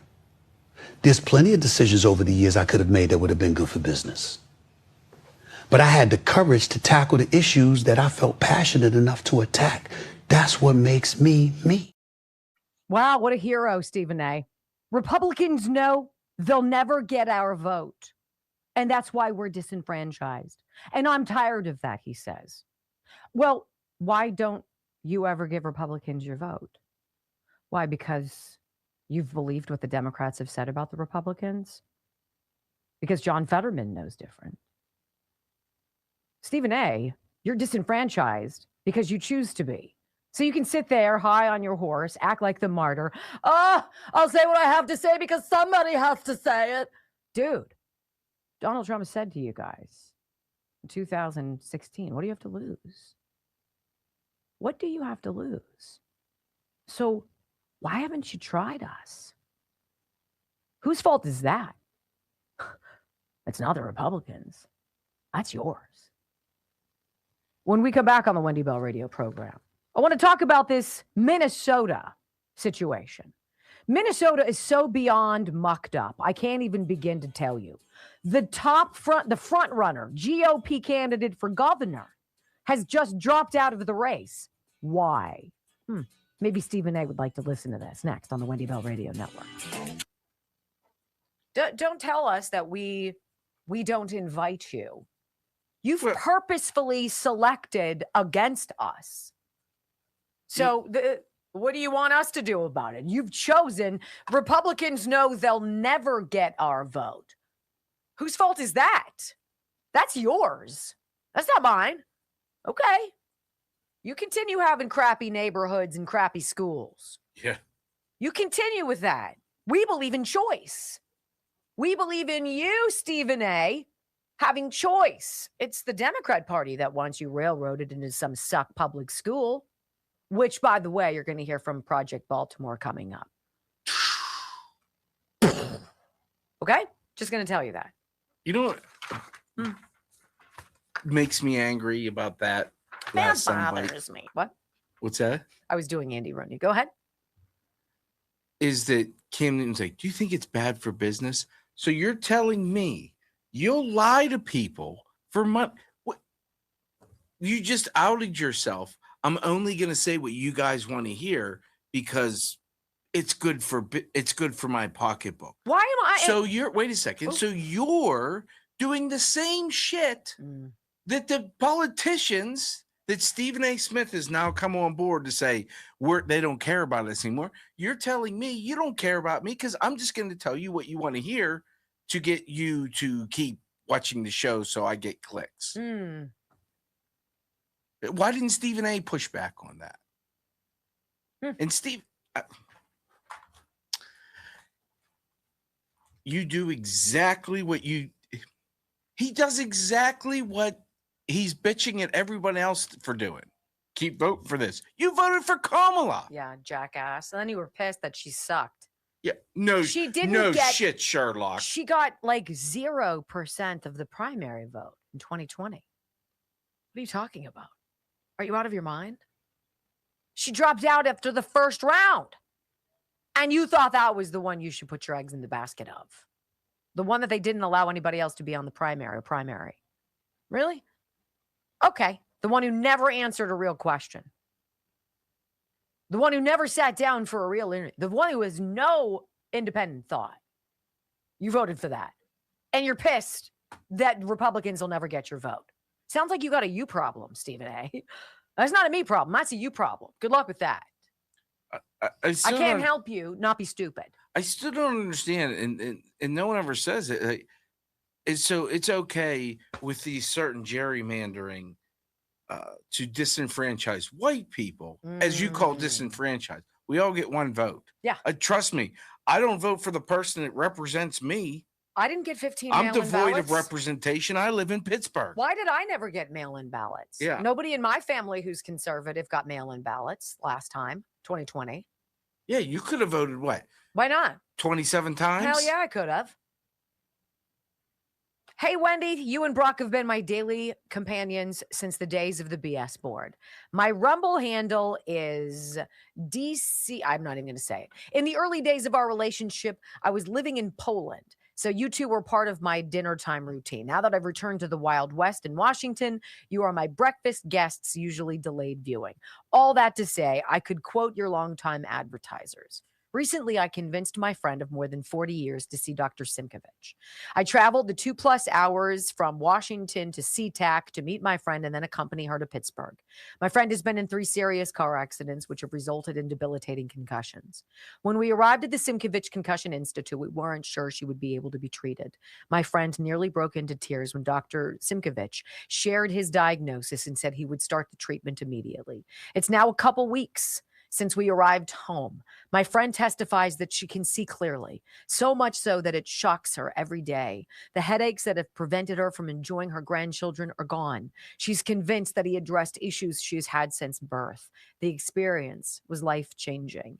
We will be back for a follow-up after Labor Day. If you could spare a few minutes for a coffee, I'd love to meet you. Many blessings, Denise.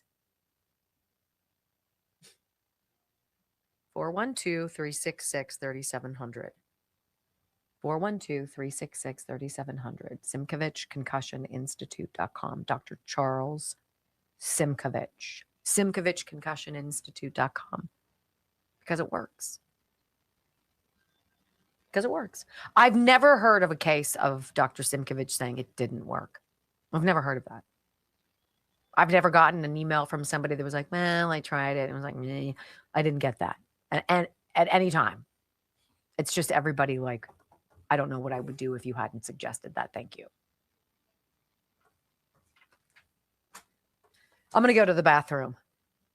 No, you're not. Yeah, I will. So, because you've been preparing to fill in for me today since I was on the ground at the gym. Or you were getting ready. You were working so hard. I've had to do it before. Oh, wow. When someone went on vacation. Wow. I'm sorry. I have a family and have to see them. Get to see them. You don't. I'm kidding. What? I'm kidding. Wow. Wow. Wow. I'm kidding. Zip it. I think I'm not going to show tomorrow. Let's see what happens. Let's see what happens. Is the gazebo refundable?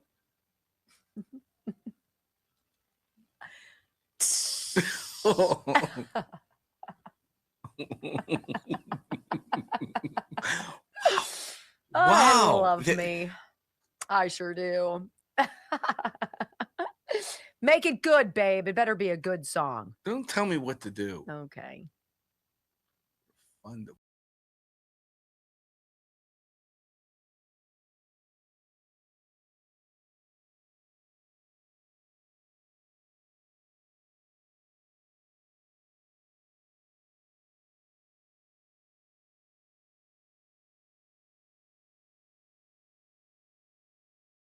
To do a video. Apparently she's sick or something. I hope she's well. God, look over Dolly Parton, please, because she's a national treasure. And she looks younger than I do. I mean, whatever you do with surgery or makeup, can I have a little sprinkle of that? She looks fabulous. And she's like, I'm sorry, I have to bow out of this, concert I'm doing. And I'm like, oh my gosh, Dolene, I love you. All right, so I digress. Let's get back to it. Wendy Bell Radio, delighted to be with you. So Republican Kristen Robbins has now suspended her campaign for governor of Minnesota. And this sort of stuff happens all the time. People get in, they get out. But this woman has been dog on a bone. She is a representative in the Minnesota State House. She's a badass. She wanted to do what is right for the people of Minnesota after how many years of being fleeced by fraudsters and by having lawmakers, governors, attorneys general, and what have you, who have known all along what's been going on and have looked the other way. And this is a young woman who was like, look, I can make a difference. And then all of a sudden she stopped. And she said, yeah, I'm not going to do this anymore. And you have to wonder why. I want to read this to you. Minnesota State Republican, or State Representative, I should say, Kristen Robbins, announced that she is suspending her campaign for Minnesota governor. In a lengthy statement, Robbins said that she came to the decision after much thought and prayer. Robbins says she will continue to serve her constituents until her term in the Minnesota House of Representatives ends.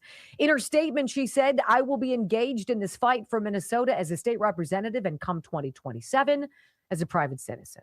She's tapping out. She's tapping out. What would make somebody who has been relentless about exposing the fraud and the waste and the abuse that is well over $19 billion in that state, what would make that public servant say, screw it, I'm done? It's not like she's all of a sudden like, you know what, I can't wait to go be a farmer. I can't wait to go open my own small business and blah, blah, blah. This is what she does. She's like, I can't win. It's not going to happen. The machine, you guys, is fierce. See, this is what Stephen A. Smith from the prior segment needs to understand. This is what Republicans fight against. See, we fight against this deep state decision that is not ours. It's some predetermined way that the cookie crumbles, and it always benefits somebody that we don't want. Somebody that we don't trust. And Kristen Robbins saw the writing on the wall. First elected to the Minnesota legislature in 2018, she's the chair of the Fraud and State Agency Oversight Committee in the House. She's used that perch to shine a light on the state's infamous ongoing fraud problem, right? She said it's already been decided. In her Friday statement, she said it has become apparent that the establishment political class, the media, and donors have anointed Amy Klobuchar, despite her refusal to engage meaningfully on the issues that matter most to Minnesotans. Stephen A. Smith, that's what you should be talking about, because nobody's gone to the poll and has selected Amy Klobuchar, who's been a senator since Barack Obama put his hand on the freaking Bible and gave his first oath, right? Which he would later trample. She's been there for 20 years. I haven't heard of her fighting fraud, waste, and abuse. I haven't heard her pushing anything, any kind of measure for any kind of cleanup. And you have an actual warrior here in Kristen Robbins saying, I'm not going to be allowed to win. I'm not going to waste my energy and money and the will of the people around me for failure. That is what's going on in a blue state such as Minnesota. This is why there is no love anymore in the Democratic Party for John Fetterman. We decide you just show up because we need numbers, because it's all about the math. But we just need you. We don't care. We don't care about what you think. We don't care about what you want. We just need the data. So show up and we will rig it. So this is how it goes. This is standard operating, you guys. This is like Eric Swalwell sending videos of himself masturbating to women recently without a care in the world. This is the brazen and bold insulation of the Democratic Party. This is your deep state cover game. And Kristen Robbins knows how it's played. And she's not going to be like Carrie Lake, and she's not going to fight an uphill battle that cannot be won. This is what has to change. This is what the president is calling for. If you have one day, you have to show that you're a citizen. You have to show who you are on a photo identification. You get a paper ballot. You get to cast your ballot. Somebody approves your ballot, counts it, and on you go. And that's how we decide elections. That's not how it's been. Political lifer Amy Klobuchar says now she has a plan. Oh yeah, vote for me. I'm the senator from this state, but I want to be governor. I'm going to be a great leader. Haven't been so far, right? She says she's got a plan to fight fraud. She has a United States Senate seat, a national platform, and years to speak up while federal taxpayer dollars were being stolen through Minnesota programs. She said little to nothing when it mattered. What did she say when there were riots in the streets that were ginned up by the left, by people like the Southern Poverty Law Center? Did she come out against that? No. Did she come out against the Somalians? No. Did she come out to protect Minnesotans in any way? No. She's a zero. I want you to hear this. What about this, Amy? Where were you when this was going on? In the span of 8 years, Minnesota paid out more than $60 million to just 9 daycares that were raided by the feds last week, according to state data. Amy Klobuchar, Senator, I'm sure you were all over this, right? I want to focus on those 9 daycares raided by the feds. We have learned the state sent them $67 million in the last 8 years. That's your tax dollars spent on this child care assistance program known as CCAP. We look back at the last 8 years, but I want to focus on just the last 2 years in state data that we obtained. These 9 providers went from collecting about $8 million in 2023 to more than $16 million in 2025. That's more than double in just 2 years. But then look at this. The number of kids served remained relatively flat. A little fluctuation, but right about 1,000 kids every single year. Who's watching this? Nobody. Who's watching this? Not Amy Klobuchar. And then I heard this. Kayleigh McEnany over on Fox had this gentleman on. His name is John Yoo. John has served in various capacities in various Republican administrations. He's presently a UC Berkeley law professor. And he says, look, the justice system should totally throw the book at Tim Walz and Keith Ellison, the AG, and any other Minnesota leader who should absolutely go to jail if found guilty of aiding a foreign power. These people were allowing foreigners from other countries to send money back to their homelands and knowingly allowed it to happen. That's aiding and abetting a foreign power. That's treasonous. People do want accountability, not just for the fraudsters, but some of the state actors. Is there a way to hold state actors accountable? Kayleigh, I was shocked when I saw that language you put up on the screen. As you know, I worked at the Justice Department after 9/11, and one of the things we wanted to do was crack down on money laundering, on support for these foreign terrorist groups. These people are in a lot of trouble. This is not just overpayments. This is not just, as we're talking about the other day, criminal fraud. Now that you're seeing the money end up in the hands of foreign terrorist organizations, the Justice Department's Counterterrorism and National Security Division should now get involved and see whether any of these state officers knew or were abetting these money transfers. Because if they did, they are giving material support to terrorists, and they could go to jail for a very long time. Wait, so elected representatives or those who work in government could, in fact, be held accountable. There's not any sort of immunity that would stop this. Of course not. Remember, there was the case of the state judge up, I think, in Wisconsin who tried to hide an illegal alien from federal officers. That was obstruction of justice. This is worse. This is not just state officers who are impeding federal investigators. These are state officers who might have tried to cover up money transfers that were going to foreign terrorist groups. If any of those people knew that was going on and tried to help them, they might be guilty of one of the worst crimes in the code book, which is materially supporting enemies of the United States, foreign terrorist groups. And that is not just a slap on the wrist, not just not a fine. That's many, many years in prison. Worse than obstruction of justice. And then if you want to add the pile on to the grave misfortune being shouldered by the state of Minnesota, it just so happens that the Department of Justice is suing Minnesota for attempting to force woke climate preferences on the nation. In fact, the DOJ is asking a federal court to declare Minnesota's lawsuit against oil companies unconstitutional, saying the state is seeking to regulate conduct far beyond its territorial jurisdiction. Hey, Stephen A. Smith, is it that black voters are disenfranchised, that you guys are adrift without representation, or are you not paying attention to what blue states are doing? Because it's right here. Plain as day. What have you said, Stephen A. Smith, about the Somalian fraud? What have you said about all of the 29 blue states refusing to comply with the Department of Agriculture's request for their welfare SNAP beneficiary data? All they want to know is how many people are getting benefits, and ought they be? And a whole number of them shouldn't be.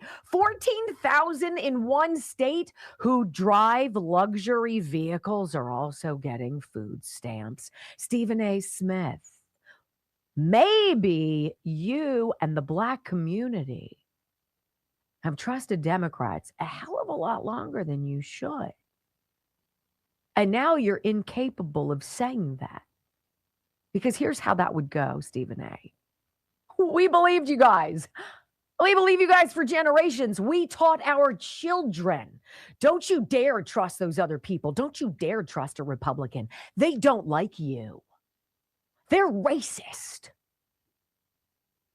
It's a generationally taught message, Stephen A. And then all of a sudden you realize, actually, it seems like the Democrat Party is the one that we can't trust. Actually, it's the Democratic Party that's full of racists. Actually, it's the Democratic Party that has done so much to destroy this magnificent experiment that we call America, Stephen A. But that would require honesty. When we come back on the Wendy Bell radio program, I want to talk about Dr. Oz. Dude's been busy. Holy moly. He names 5 states in a fraud crackdown. Who do you think's going to comply? Oh boy, next. I'm going to run to the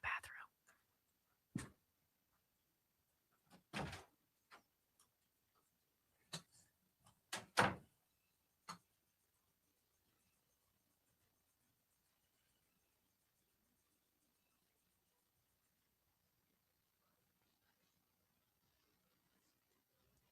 Wait till you hear what's coming up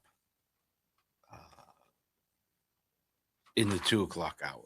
So 12 minutes, 15 minutes when we get back to the show. There is a news story that is going to your mind.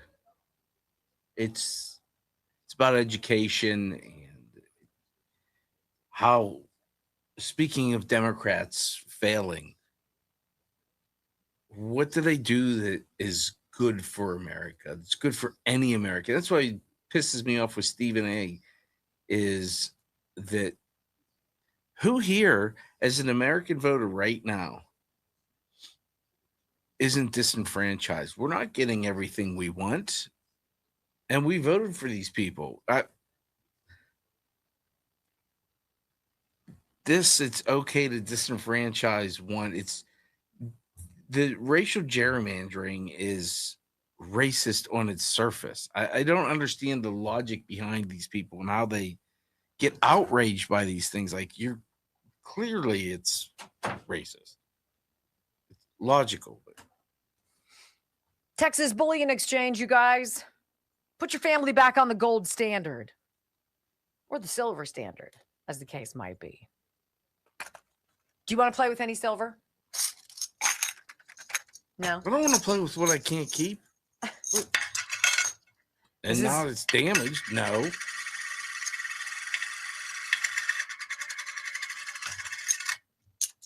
I love silver. I love gold. Love all of it. I love Texas Bullion Exchange. These people have become my friends. I trust them. They've taught me the value of diversifying my retirement planning, to think beyond the stock market, to think beyond stuffing money under the mattress or keeping it somewhere where it's doing nothing for me, like in some stupid savings account. Why not put your money to work for you and get precious metals, platinum, palladium, silver, and gold? The value of gold has gone up 7,000% since America left the gold standard back in 1971. And the value has gone down 90%, the value of the dollar, right? Not so with precious metals. 855-927-5557. They listen to you there. They listen to you at wendylovesgold.com. 855-927-5557. They want to do right by you. And teaching you about investing and getting it in your hot little hands. Blah. It's just the best, right? It's heavy. It's heavy and it's cool. How you do it. Isn't that beautiful? It's so pretty. Listen to you scoffing in there. Like, weren't you invited to my phone call with Texas Bullion Exchange or what? No. What were you not included by now? You weren't invited to what? What? Who has a silver bar? thanks, Texas Bullion. Thanks to me asking for it. You're going to love them. You're going to love them. They're just absolutely off the charts, fantastic people. Period. I trust them. I've bought from them twice. And the next time Brock is supposed to get a raise, I'm going to use it. Yeah, there goes my raise. That's it. Why would you get a raise? It's like saying, why would you get a day off? Why would you?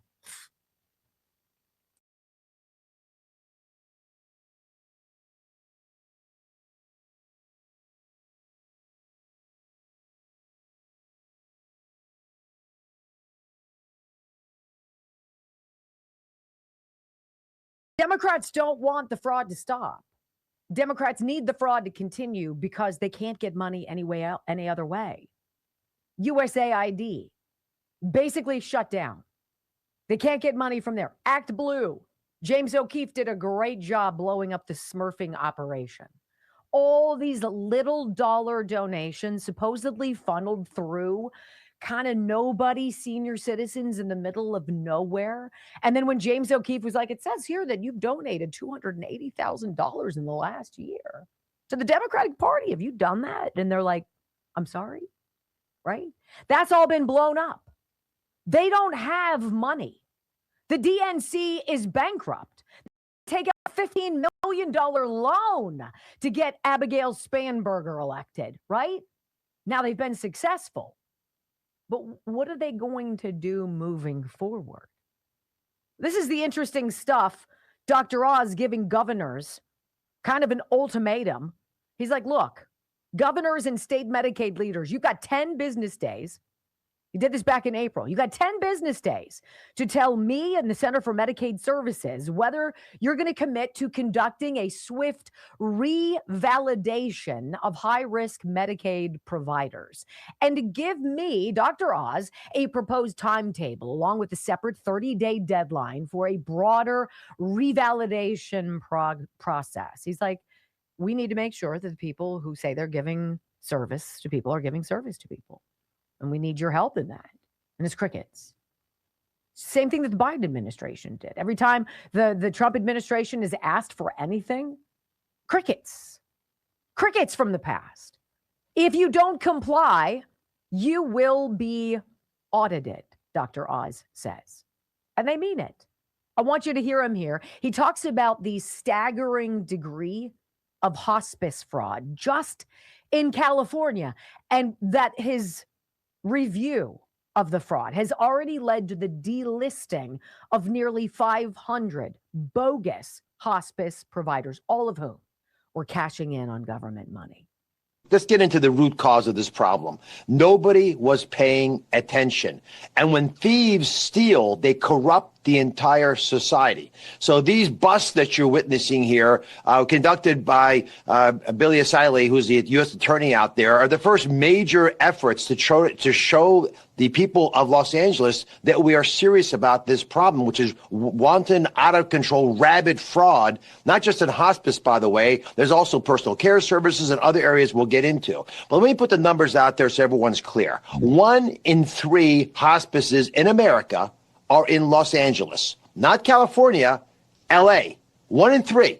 I mean, how many people are dying there? Obviously, it's fraudulent.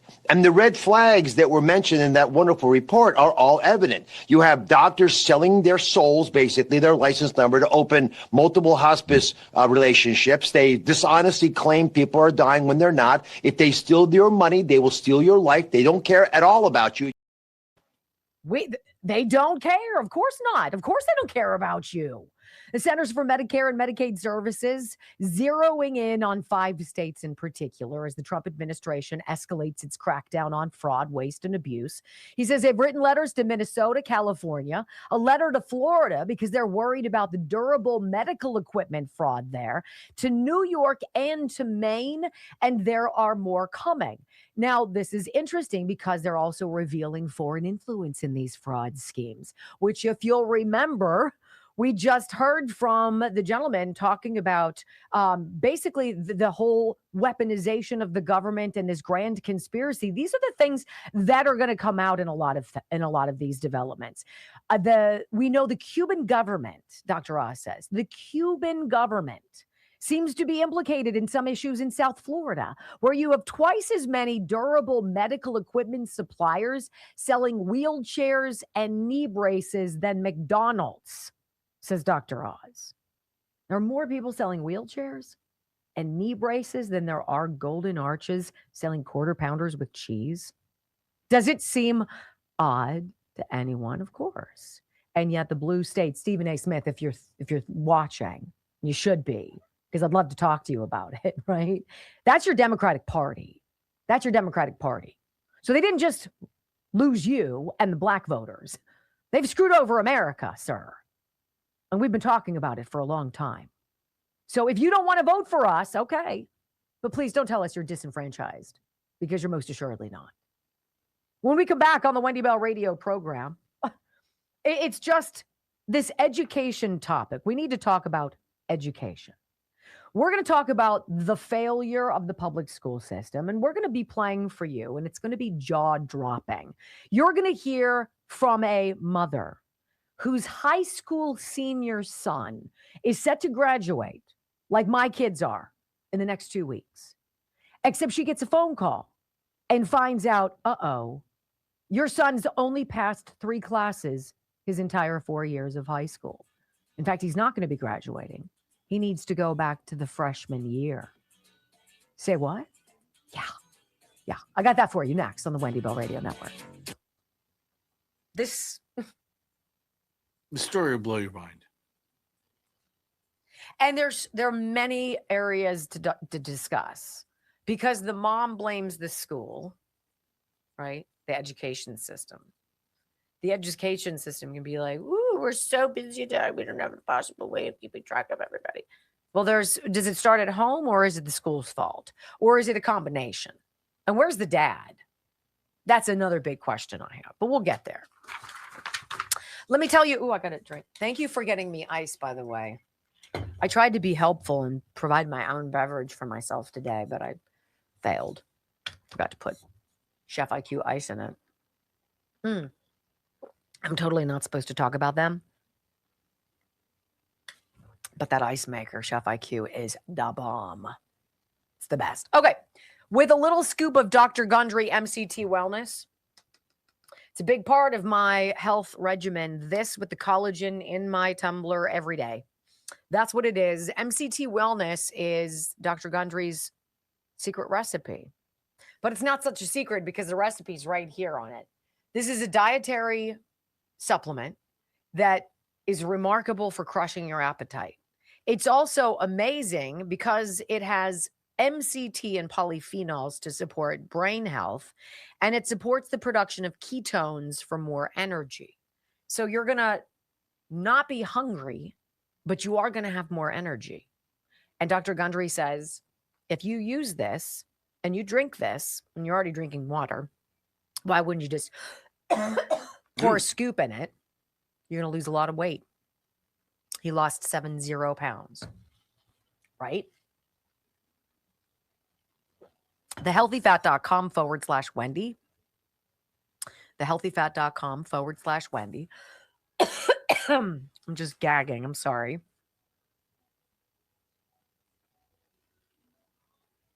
This is what Eric said.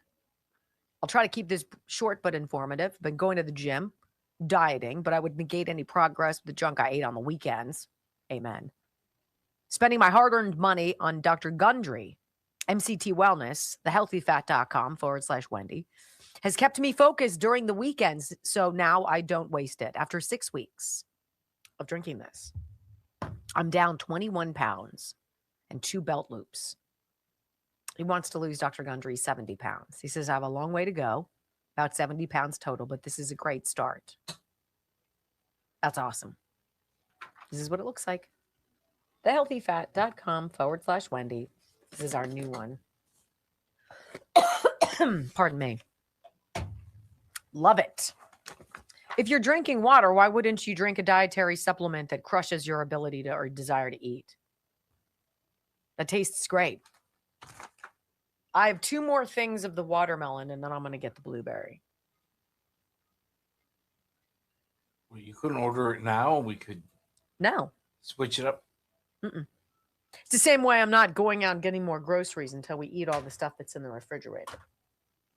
It's a novel idea. I don't know if I hate anything more than throwing food away. Well, I mean, you wouldn't have to if you brought in leftovers. I do, quite commonly. I was going to bring you some of Joe's soup, but you'd probably just be a dick about it, so I didn't. Wow! Sorry.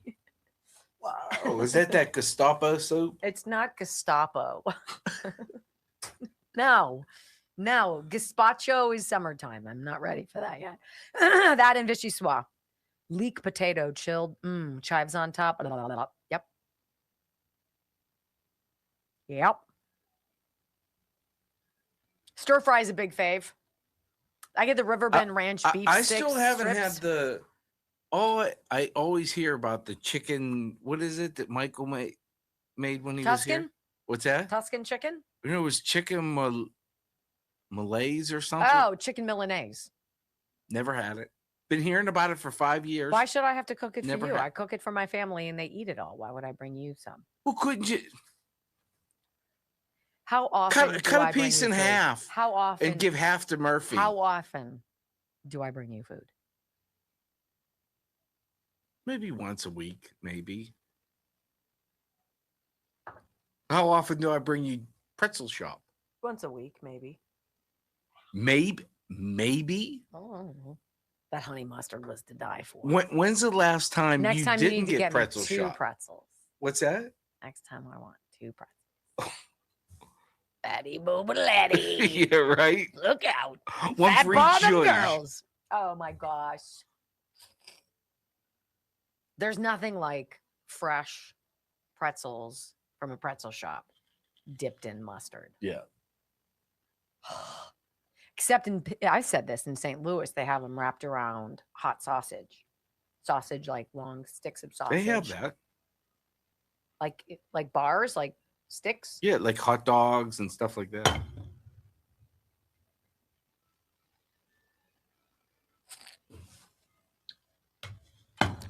Maybe if I had some silver coins, I could splurge on something other than one pretzel. Here, I'll give you.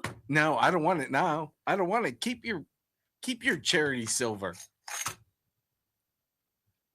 You should find out what this cost. What's this worth? You have AI? Oh, shush. I'm going to be talking soon. I want to know That's all you do is what a talk. 1 ounce fine silver $1 coin is worth. God, fine. I'll do everything.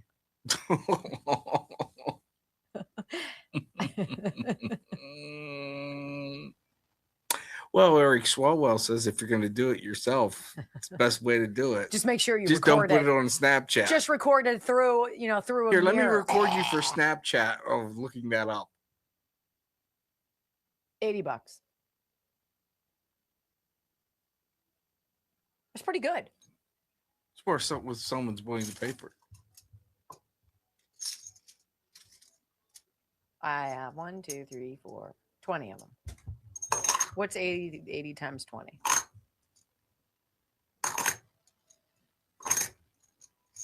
It's like playing the slots. Oh, no, I don't have chip. I don't even have poker chips to play with. Wow, you are coins. you are such a victim. You're worse than Stephen A. Smith. You should be an honorary Stephen A. Smith fan. That's what you should be. Brock is so disenfranchised. He can never get anything by himself.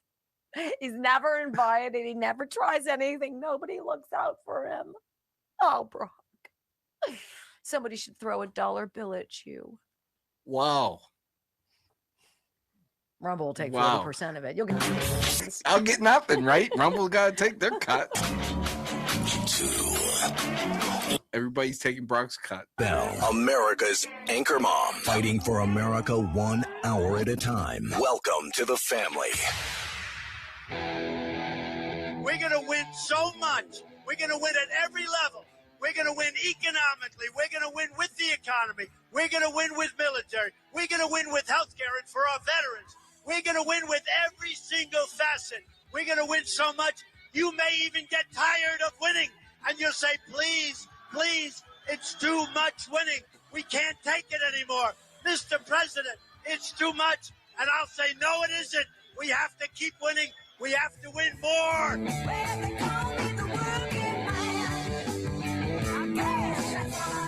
We're going to win more. 3 hours of bold truth and excellence. You've just signed up for the WBR Army. Strap in. This is the Wendy Bell radio program.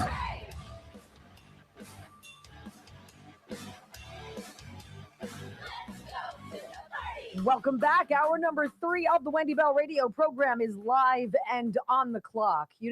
One of the biggest and most disappointing, egregiously offensive grifts out there is education. That every single child in public schools in this country is a dollar figure and not a human being, because that's how it's changed. It's not about creating the next thought leaders. It's not about teaching the history of this great country. It's not about anything nuanced, and it sure as hell has nothing to do with science, technology, engineering, or math. It's hardcore dollars and cents. And your child, the minute they slide into a public school district seat, is worth $1 amount. And the public schools have failed our children for years. Look, all the teachers out there who work their duffs off, we appreciate you. It's an uphill battle. I can't even fathom. But the system is not designed to work. The system is designed to make money, to be another avenue by which Democrats, quite frankly, can make money. That's it. That's it. There's only one reason why the teachers' unions spent $1 billion since 2015 on political causes, action committees, etc. It is an operation, and your child does not matter, period. A high school student in Philadelphia exposed how his classmates are struggling to read easy words and comprehend relatively simple sentences in a viral series of videos. And he may have gotten in hot water for his trouble. Videos posted on TikTok show the teenagers failing to read a sentence on a piece of paper while being filmed at the city's preparatory charter school of mathematics, science, technology, and careers. In the clip made by user What the Heck earlier this week, Not a single high school age student was able to read the sentence. She wore a silhouette of clothes that were extraordinary, but somewhat gauche. That's what it says on a piece of paper. He made a follow-up video a day later in which the students were apparently unable to make sense of the sentence. The colonel asked the choir to accommodate the governor's schedule. They could not read these sentences. God forbid we should have a real discussion about what's going on, specifically after COVID. Fail kids upward, let them pass. They don't pass, but let them pass. It's some other teacher's problem, somebody else's issue. I'm busy, I can't do it. Here are the kids in this preparatory school in Philadelphia trying to read the sentence. She wore a silhouette of clothes that was extraordinary, but somewhat gauche. Read the end of this quote for me. She wore a suit, clothes that were. Who's this for? Extraordinary, but somewhat. Gertrude? No, explain what that means. I don't know. She wore a sahalat of clothes that were extraordinary, whatever, bro, but somewhat gooch. What does that mean? She wore a lot. Wait, she wore. Bro, I don't know, bro. Can you take the card back, please? She wore a. Oh, baby. She wore a silhouette of clothes that were. I don't know that word. I don't even know how to read. I don't even know how to read, she says. These are high schoolers. These are teenagers. She wore a silhouette of clothes that was extraordinary, but somewhat gauche. Too much. The two videos racked up a combined 1.7 million likes and thousands of comments. But the person who posted later claimed he wouldn't be making a third due to threats from authorities at his preparatory charter school. He wrote, I would post a part 3, but the school board is trying to expel me, stop me from going to prom, and stop me from walking at graduation. Isn't that curious? That's called the cover-up. Not allowed to talk about the problem, not allowed to expose the problem. We will come for you. Hey, Stephen A. Smith, where are you? Where are you? Where are you talking about the disenfranchisement of predominantly minority students in public schools that have been failed? Project Baltimore with the cherry on top here, guys. I have to play the thing for you in its entirety. Project Baltimore is, I believe, the Fox station in Baltimore, Maryland, and they've been dogged on their education exposés, basically talking about the zero students who are literate at their grade level across multiple schools in the city. This one is something that's mind-bending. It's a report on a high school senior who has passed 3 classes total in his entire 4 years of high school, finding out days before graduation, finding out the worst kind of news. You ready? Here you go. He found a student who's passed 3 classes in 4 years and is ranked near the top half of his class. I mean, where do you begin? How do you unpack that? Because I could say, where's his father? Where were you, Mom? Working 3 jobs, I get it. You never had your child read to you? You never looked at a report card? You never asked? You never were involved? Like, there's blame all over the place. And the child, what are you doing? You know that you're not capable. You've got to also say something. And to the teachers and the administrators in Baltimore, Maryland, who instead of raising the alarm, instead of screaming from the mountaintops, Houston, we have a problem. We are failing our children. Nothing? Hey, Stephen A. Smith, where are you, bud? Where are you on that? Are you disenfranchised? Because these kids are. See, over in the Republican Party, we support school choice so that if this is your zip code and this is your suck school that your kid goes to, you can take them out and you can go where you want. And that could mean, I don't know, the local Catholic school. There's a reason why people work multiple jobs, ladies and gentlemen. That mom scrambling to get by. I understand. But in broad brush strokes, we have to admit the public education of our children is woeful. And there's a lot of blame to go around. That kid's being threatened now. They don't want him to walk at graduation or go to prom because he exposed it. It's like Nick Shirley in California's not stopping fraud, but stop Nick Shirley bill. That's called voting Democrats, Stephen A. Right there. When we come back on the Wendy Bell radio program, normalizing the abnormal, it's kind of becoming more mainstream. How do you feel? Do you care about the alien files? Next on the Wendy Bell Radio Network. There's so much you could say there. There's so much you can say. Where's the dad? Where's dad? Dad's not a part of the picture. Well, I mean, let's be honest. He had Blutarski's grade point average, and I'm assuming to get a grade that low, that average that low, you probably weren't bringing home books and homework. He was absent 272 days. He got F's 22 times. Look, it's different in college, whatever reason that is. We're not allowed to access our children's grades. After the age of 18, once they bounce into the higher education, as parents, you don't get access. I need to get permission from my children to access their grades. Oh, yeah. You want me to pay for next semester? That's how it works out. That's how it works out, right? Come on. Mom, I understand, but I didn't hear her say, I blew it. I didn't hear her say he blew it. At no point did she blame Why him. did he fail 22 classes and not say anything? Why did he skip 272 days of school? They have awards at our Catholic high school for the kids who don't ever miss a day during their 4 years. And damn right you should. I think I missed one day. Damn right you should. All right, let me tell you about GLP-1 Gold. Love these people.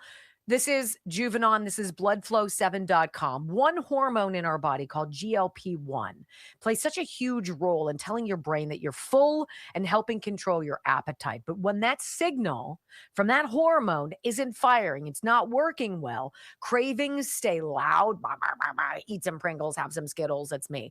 And eating more than you planned feels almost automatic. So if you've heard about the GLP-1 because of prescription weight loss drugs, those force that hormone signal. But there's also interest in supporting your body's natural GLP-1 response without injections or extreme measures. That is where this comes to play. This is from bloodflow7.com/Wendy, GLP-1 Gold. It's a supplement designed to support natural GLP-1 pathways using researched plant extracts tied to appetite regulation, metabolic signaling, and blood sugar balance. What people usually notice isn't magic weight loss. It's feeling full sooner, fewer cravings, and less food noise through the day. So if appetite control is something you're actively working on, for like $1 a day, if not less than that, this can work for you. GLP-1 Gold, it's worth a serious look. Bloodflow7.com/Wendy, 30% off for you. Everything in their marketplace. GLP-1 Gold is special. It's a much more cost-effective, natural way to get that hormone firing in you again. And that's why people are losing significant weight. I'll tell you what the kid learned over 4 years. How to not take responsibility for No. There's consequences now to not taking responsibility. Got to show up, bro. So every day that you didn't is now the day that you have to repeat. Now you're going to be at your next prom, you'll be buying everybody booze. So what would you do if you were that parent? I'd be like, well, you're 18. You're obviously not going to go back to freshman year, but you are going to get a job and we are going to get you through high school. You're going to get a GED. And if that's cyber school or whatever we're going to do, I'll get you into a trade school. Because if you're such a good kid, But you if that missed mom- 272 days of school and if failed that 22 mom- classes. If You're that not a mom good is kid. working 3 jobs, she's not on welfare, I would imagine. But the Somalians are ripping it off from her anyway. So that's another Maybe thing she I has a should think about. daycare. Maybe she's got a Leering center. Yeah. Absolutely not. You We know don't that's think? a fact. No. I bet you she's illiterate.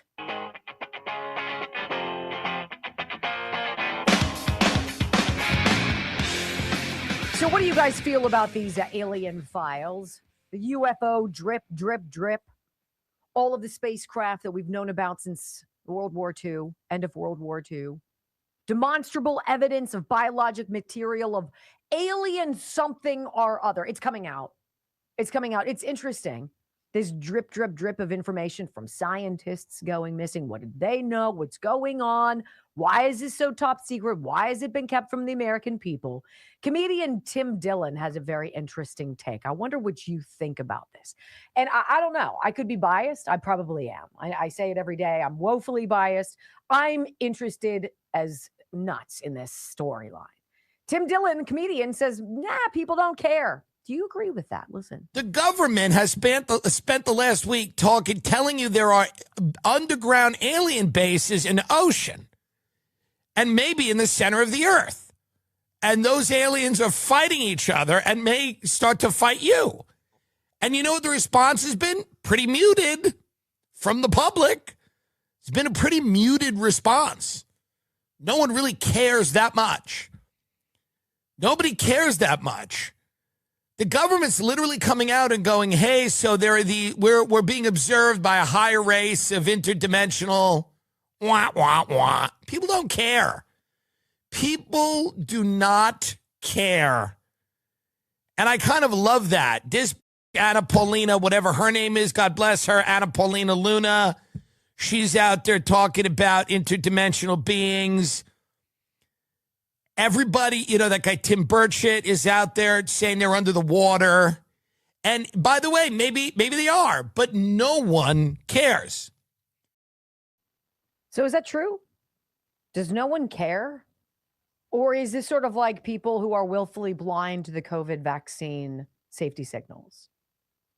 And all of the people who just died suddenly? And all of the times you were watching TV and a news anchor or a weather guy just dropped? It's like the worst kept secret. Everybody knows it. And yet it's the people probably who are vaccinated who are like, la, la, la, la, I don't want to hear about this. I would want to hear about that. Is it just me? I want to know. I want to know it all. Are you really breeding human beings and aliens? And if you are, what the hell for? What are you doing? And do you trust your government? Look, all this stuff happened well before President Trump. It happened well before Biden or Obama or any of them. I think everybody needs to know. Tim Dillon says no, nobody cares. I disagree. There's an Australian investigative journalist named Ross Coulthard. And he's on News Nation's Reality Check show. And he asks former program director at the U.S. National Science Foundation. This woman's name is Dr. Anna Brady Estevez. And he basically just says, point blank, are aliens real? You guys ready for this? This is a woman who would know.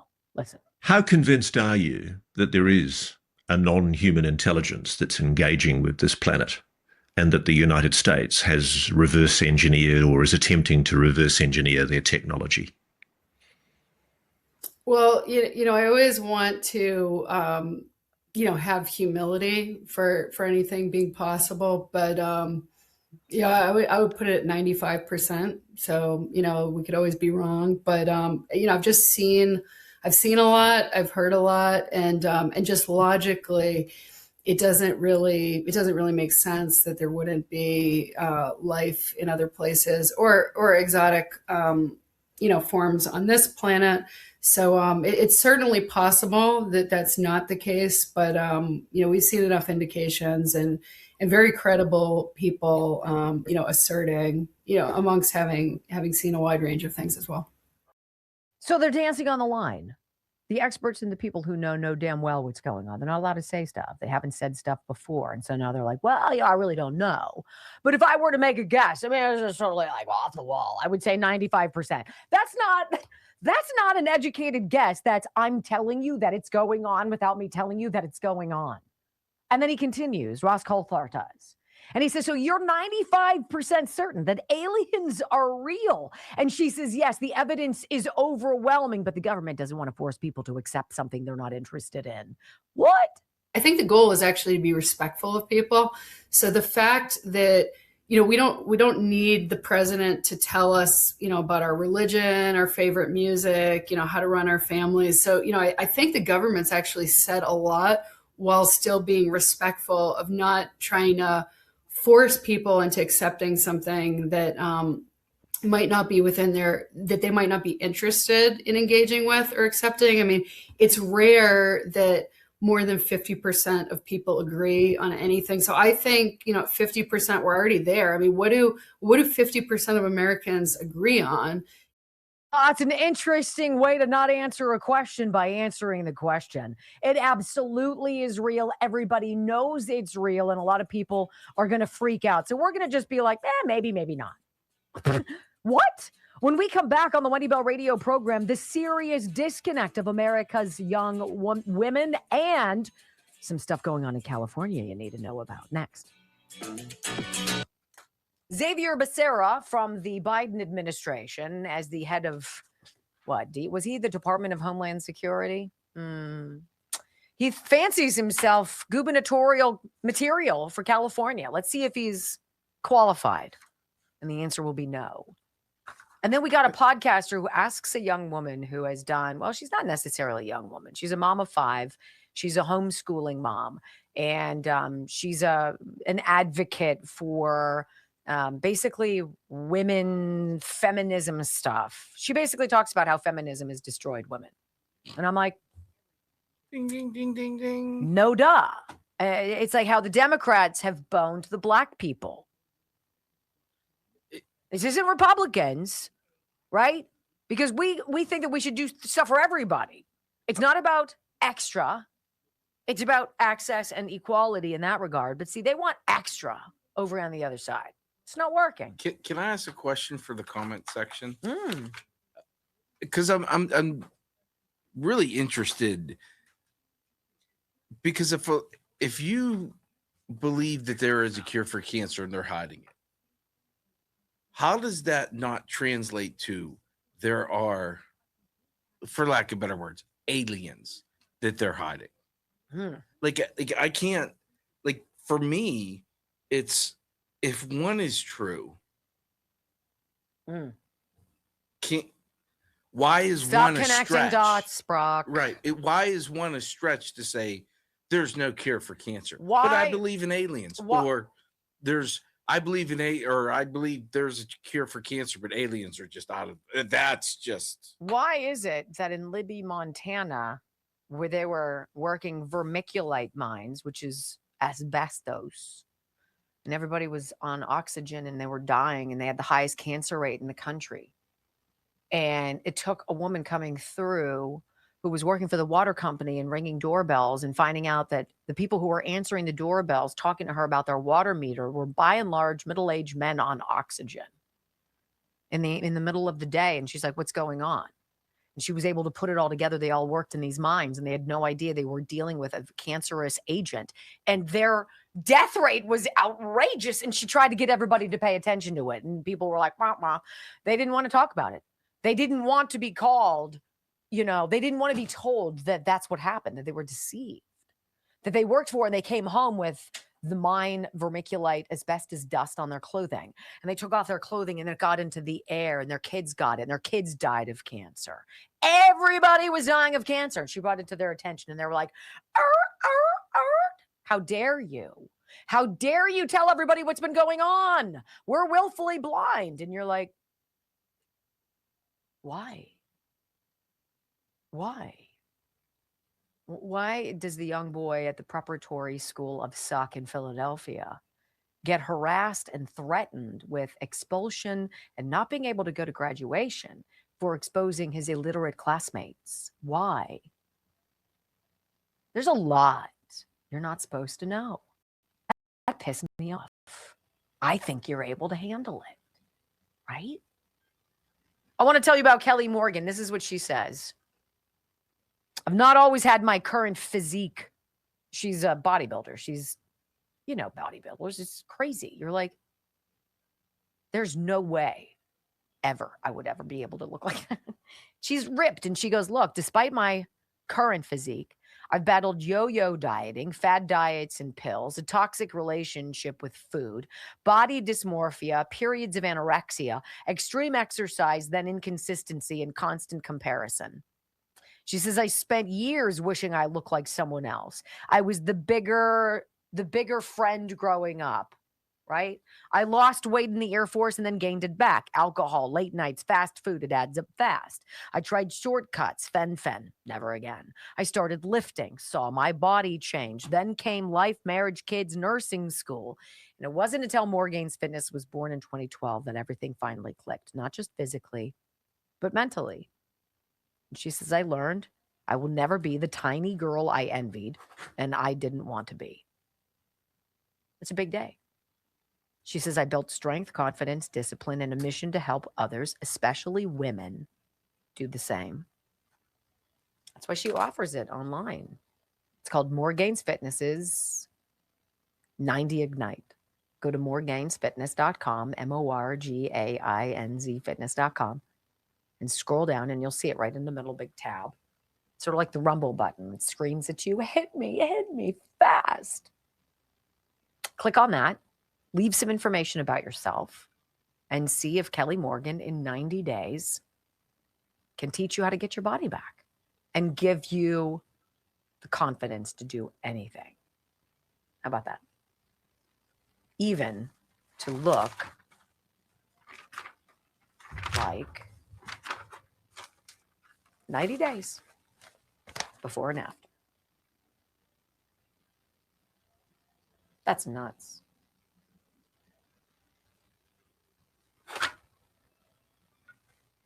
Right? Morgainsfitness.com. How you doing? This story. I know, it's the whole segment. It's the whole segment. This is one of the, again, J.D. Rucker people, one of the finest written stories I've read in months. And you deserve to know who this guy running for California governor is.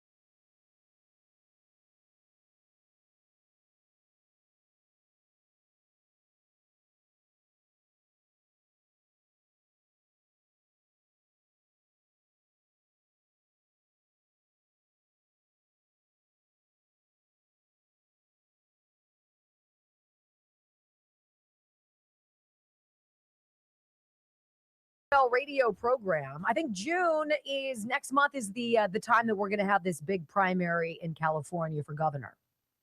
And you've got some strong Republican candidates. You've got Chad Bianco as the Riverside County Sheriff. You've got Steve Hilton. He's cruising number one in the polling. And then they're trying to pass on Xavier Becerra as the front runner for the Democratic Party. Now that Eric Swalwell is an alleged creepy dirtbag. Katie Porter is a toxic mess who her campaign materials say F Trump. And literally, that's the kind of class and decorum you get in a civilized society with Katie Porter, who's an unhinged whack job. Didn't she also allegedly put a pot of hot potatoes, like mashed potatoes, dumped them on her husband's head? She sounds lovely. Why wouldn't you vote for that in California? But we've been hearing a lot. I've been paying attention to a lot of these stories coming out, trying to paint the picture that Xavier Becerra, he's the one who's going to do it on the left. He's the Democrats' best chance. And my, what a leader. My, what a polished man. What a respectable face for the governorship of the state of California. No. Under no circumstances is this guy even remotely qualified with any job in government, just based on his past track record. And I thought maybe you should hear something that people like Stephen A. Smith don't hear ever in their echo chambers, but you should. It comes from conservativeplaylist.com. The individual who wrote this is named Emiliano Ruiz. And this is one of the finest articles I have read. You deserve to know what's at stake in California. This is the title. Xavier Becerra didn't just lose 300,000 children. He expedited their disappearances. I wonder if this is going to be in all of his campaign materials for California governor. Probably not. Here's what it says. 300,000. That is the figure the federal government now uses to describe the unaccompanied migrant children that the Biden administration's Department of Health and Human Services lost track of or handed to unvetted sponsors between January 2021 and December of 2024. 300,000 children is not a statistic. It is the population of Anaheim. It is larger than Pittsburgh. It is larger than Cincinnati, larger than St. Louis. It is a city of children. And the United States government can't tell you where most of them are tonight. The cabinet secretary who presided over that disappearance is now asking Californians to make him their next governor. Xavier Becerra served as Secretary of Health and Human Services from March 2021 through January of 2025. His agency, through the Office of Refugee Resettlement, held legal custody of every unaccompanied alien child encountered at the southern border. His agency was charged by Congress with placing those children in safe, vetted homes and then following up on their welfare. Now that we know what's going on in Baltimore schools, how often do you think these unaccompanied alien children were paid attention to by the federal government? Yeah, none, ever. His campaign website now sells him as the candidate of experience and the only Democrat with the managerial chops to govern the nation's largest state. The experience is real. The results are the indictment. The most generous reading of Becerra's tenure would be that he inherited a chaotic system and did his best in difficult circumstances. The documentary record makes that reading impossible to sustain. In July 2021, 11 managers inside the Office of Refugee Resettlement signed an internal memo warning that labor trafficking of children was increasing. They told their superiors in plain language that the system had become, quote, one that rewards individuals for making quick releases and not one that rewards individuals for preventing unsafe releases. That memo went up the chain, but it didn't produce reform. It produced acceleration. By 2022, the HHS Office of Inspector General had reached the same conclusion from the outside, finding that guidance issued under Becerra to speed releases had stripped safeguards and likely increased the risk of harm to children. To children. A second OIG report in February of 24 documented missing safety check documentation in 16% of sampled case files and untimely or undocumented follow-up calls in many more. None of this was a secret. None of this was unknown to the secretary. The pattern was warned of by career staff. It was confirmed by the inspector general, is exposed by congressional investigators, and it was reported literally on the front page of the New York Times. The most damning evidence in the entire scandal is in Becerra's own voice. In a 2022 staff meeting captured on a recording obtained by the Times, the secretary scolded HHS employees for not moving the children out of federal custody fast enough. His chosen analogy was Henry Ford's auto plants. If Henry Ford had seen this in his plants, he would have never become famous and rich. This is not the way you do an assembly line. That right there is a sitting cabinet secretary talking about migrant children, many under the age of 12, some of them infants, and complaining that the rate of disposal was insufficiently industrial. A former HHS contractor, Kelsey Kazwani, told The Times that staff understood the directive clearly. They had to release roughly 20% of the children every week or face discipline. The vetting that survived this pressure was minimal. Sometimes the only document used to confirm a familial relationship was a birth certificate from a country where forged birth certificates are sold openly. DNA testing, which would have caught most of the frauds, was used only voluntarily, and so the assembly line ran.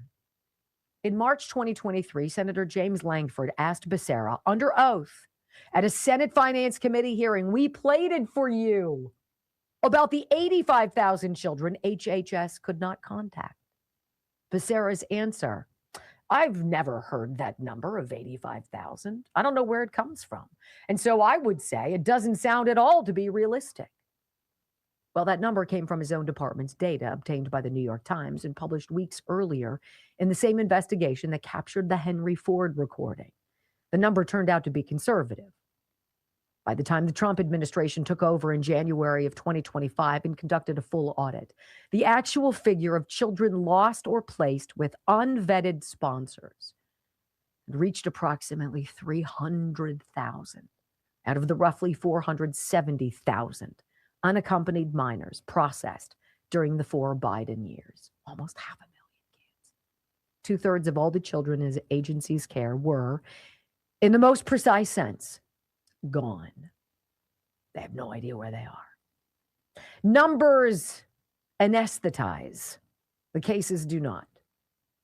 The Department of Homeland Security Inspector General has documented children placed at addresses that did not exist. Roughly 31,000 of the unaccompanied minors processed under Becerra were registered to invalid addresses. In Orlando, 22 children were at one point connected to a single strip club. What do you think was going on there? A whistleblower told senators that more than 300 children had been routed to a single Texas apartment. It turned out to be, shocker, a human trafficking site. The DHS Inspector General also found that biographic and biometric vetting requirements for sponsors and household members were just kind of quietly dropped in 2021. Kind of like that signature verification on the back of your envelopes. Don't worry about it. Meaning, sponsors could not be reliably checked for criminal histories or cartel ties.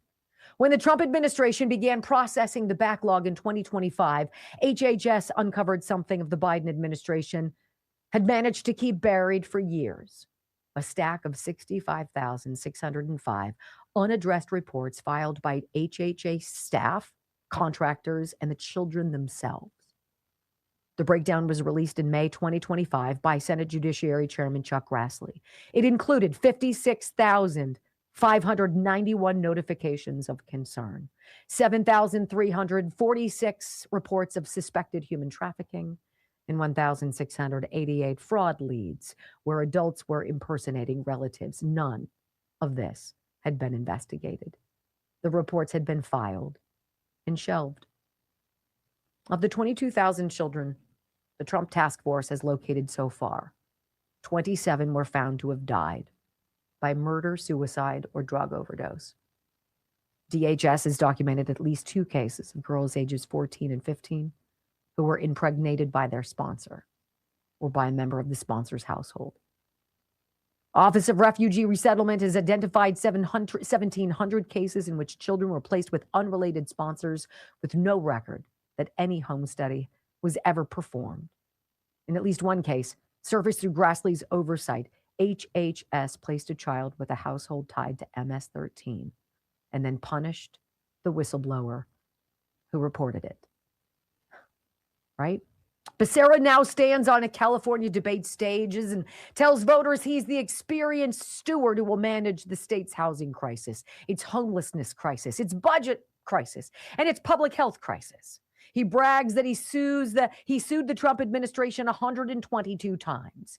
He does not mention the cabinet department he ran. He does not mention the recording. He does not mention the 11 managers who tried to warn him. He does not mention the 65,000 reports that piled up unread. He does not mention the strip club in Orlando or the apartment in Texas or the girls who came into HHS custody as children and emerged pregnant. The kindest thing one can say about Xavier Becerra's stewardship of HHS is that he was overwhelmed by a crisis he did not create and failed to manage it. But the honest thing one must say is that he was warned on tape and in writing by his own staff and his own inspector general that children were being trafficked on his watch. And his recorded response was to demand the assembly line move faster. And this is in closing. California has roughly 9 million children. The man asking to govern them is the man who, when entrusted with a smaller number, lost a city's worth. Voters do not need to be conservatives or Christians or Republicans to understand what that record means. They need only ask whether a man who could not find 300,000 children when it was his literal job ought to be promoted to a larger one. Think California. When we come back on the Wendy Bell radio program, the serious disconnect of America's young women and a voice who seems to have diagnosed it next. Seriously, 22,000 children that the Trump task force has located so far out of 300,000.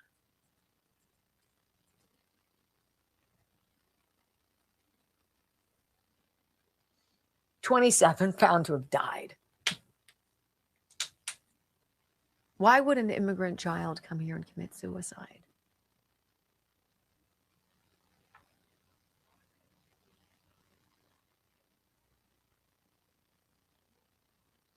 This is the party that cares. This is the party of compassion. This is the party of acceptance, of welcome. We're all in this together. Until you deviate. Until you post a video of your illiterate classmates. Until you vote opposite the blob. Until you want to find the answers because you just want the truth. Right? And until you tell the truth. So, Stephen A. Smith, don't tell us about how black voters are disenfranchised. We've been trying to expose these problems for years. What have you been doing? I love this young woman, though. Her name is, some people out there will know it, Rachel Wilson. She's an author. She is a YouTuber. She is a homeschooling advocate. She has 5 kids of her own. And she basically talks about how feminism sets up girls to fail. That you're told you can have everything. You can be everything. You could have it all. But what all of that means is, and then one day you're going to meet somebody, God willing, and you're going to fall in love. And you're going to want to start a family. And then you're going to have to choose. Men don't have to do that. Well, you know what? Men can't have babies either. I think we should be realistic with America's daughters. Yes, go be educated. Yes, have a career if you want. But know that there's going to be a point coming down the road. And you're going to want to stay home and you're going to want to be part of that baby's life. And you're going to want to do all of these things. What are you going to do with your career at that point? Let me stick up for men. Not that you're not, but you know what? Men make that choice too. I want you to stay home. I'll work more. I'll bring home the bacon. I want my wife, mother of my child, to stay home. So I think men make sacrifices just as much. I don't disagree. In Brock's world, men can't get pregnant. You know, maybe not everybody's world, but you know. Well, I mean, it reminds me when Joe and I met in St. Louis, and he was graduating from medical school, and I was a TV reporter and part-time host of a program. Whose job is going to have longevity-wise better pay? Whose job is going to have more stability? Whose job do we need to work our family around? His. Mine was fluctuating. I could be fired for whatever reason. And the minute I got too old or I said something they didn't like, they could do whatever they wanted. We did everything based on Joe's job. And I filled in the gaps.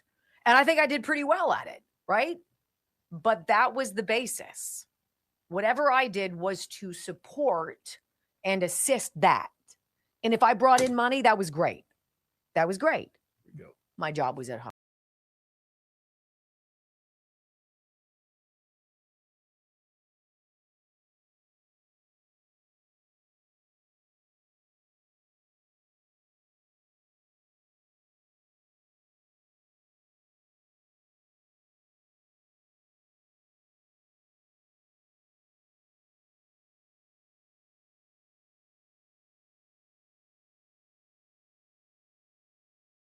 Discussion with our sons and daughters when they are young. And look, traditional roles are not out of date. They're traditional because they work. Are there stay-at-home dads and career moms? Yes. Do they work it out? I'm sure they do. But we don't have realistic conversations with our daughters about, look, you can go to college, you can get a corporate job, you can climb the ladder, you can get to the very top, that glass ceiling, you can even shatter that ceiling. But there's going to be a day that your biological clock is going tick, tick, tick, tick, tick, and you're going to be like, oh, snap, and you're going to have a decision to make. It's not a man's decision to make. You've got to figure it out. Do you want to be a mom? Do you think you can be both? Can you have it all? I want you to hear this young woman, or this woman who's a YouTuber, a homeschooling advocate. Her name is Rachel Wilson. She's asked by this young podcaster, what is going on with America's young women? Why are they so depressed? The average American woman is the most educated, most financially independent, and most free woman in human history. She's also the loneliest, most depressed, and least likely to have kids. Why do you think women are so unhappy in 2026? That's the million-dollar question. There's actually been two large-scale studies done trying to answer that question. I think the first came out in 2009. It was called The Paradox of Declining Female Happiness. And in this study, the authors in their summary said that women have reported, this is based on women's surveys when you're asking women their opinion on how they are doing in life, how they feel about things. They're reporting higher levels of unhappiness, like you said, loneliness, depression, than ever before. So if we go back to the 70s, which is arguably kind of the tipping point where feminism became the dominant ethos. If you go back to the early 70s where they asked women these questions, they largely reported being pretty content. And now in the 2000s, we have 26% of all American women on at least one psychiatric drug. We have higher rates of fetal alcohol syndrome and alcoholism among women than we've ever recorded before. And women just overall reporting dissatisfaction, unhappiness, a feeling of being really torn, trying to have it all, trying to have a career and be a career woman and also have a family and do all of that. Women don't know what to do with relationships because on the one hand, they want men who make more than they do. They want men who are higher achieving than they are, yet this creates a paradox, whereas women have become the number one earners of college degrees. They have now got salaries that compete with men, and they've got more equality than ever before. They're finding that the men are not suitable to marry. They're finding that, they just can't find a guy who's on their level or higher, which is what they really want. So we've created like a paradox where by giving women everything that at least feminism told us they wanted, which was full equality, independence from men so that we could choose a husband based on, who we love and not who we need, that this would make women happier. And we're finding ourselves in a position where women are reporting the highest levels of unhappiness ever. They're actually even 3 times more likely than men now to have common mental health issues. It's got to be preventable. And it is. And I will go back to what I said in the opening monologue. I wish particularly young women would put down their phones, would stop looking at what is hot or new or successful or beautiful or all of that stuff, right? Pie in the sky stuff, of course. But the conversation that they have to have with themselves. Men aren't going to get to that crossroads where they say, I'm about to have a baby. I need to make a decision about my future. Women need to be set up for that. They need to be able to say, hey, who do you want to be? What do you want to do? Do you want to work? Do you want to stay at home? Do you want to try to do both? How is that going to work for you? And when you meet somebody, those are the conversations you will have. The problem is they're not meeting anybody because they're freaking miserable, because they're products of a system that has groomed them into believing that they're victims. And the only way to overcome this disparity is to go out and be badass feminists who are miserable cat people. Well, how's that working for you? Yeah, it's not. Traditional family stuff. It works. It's amazing. It's not perfect, but it's a great blueprint, don't you think?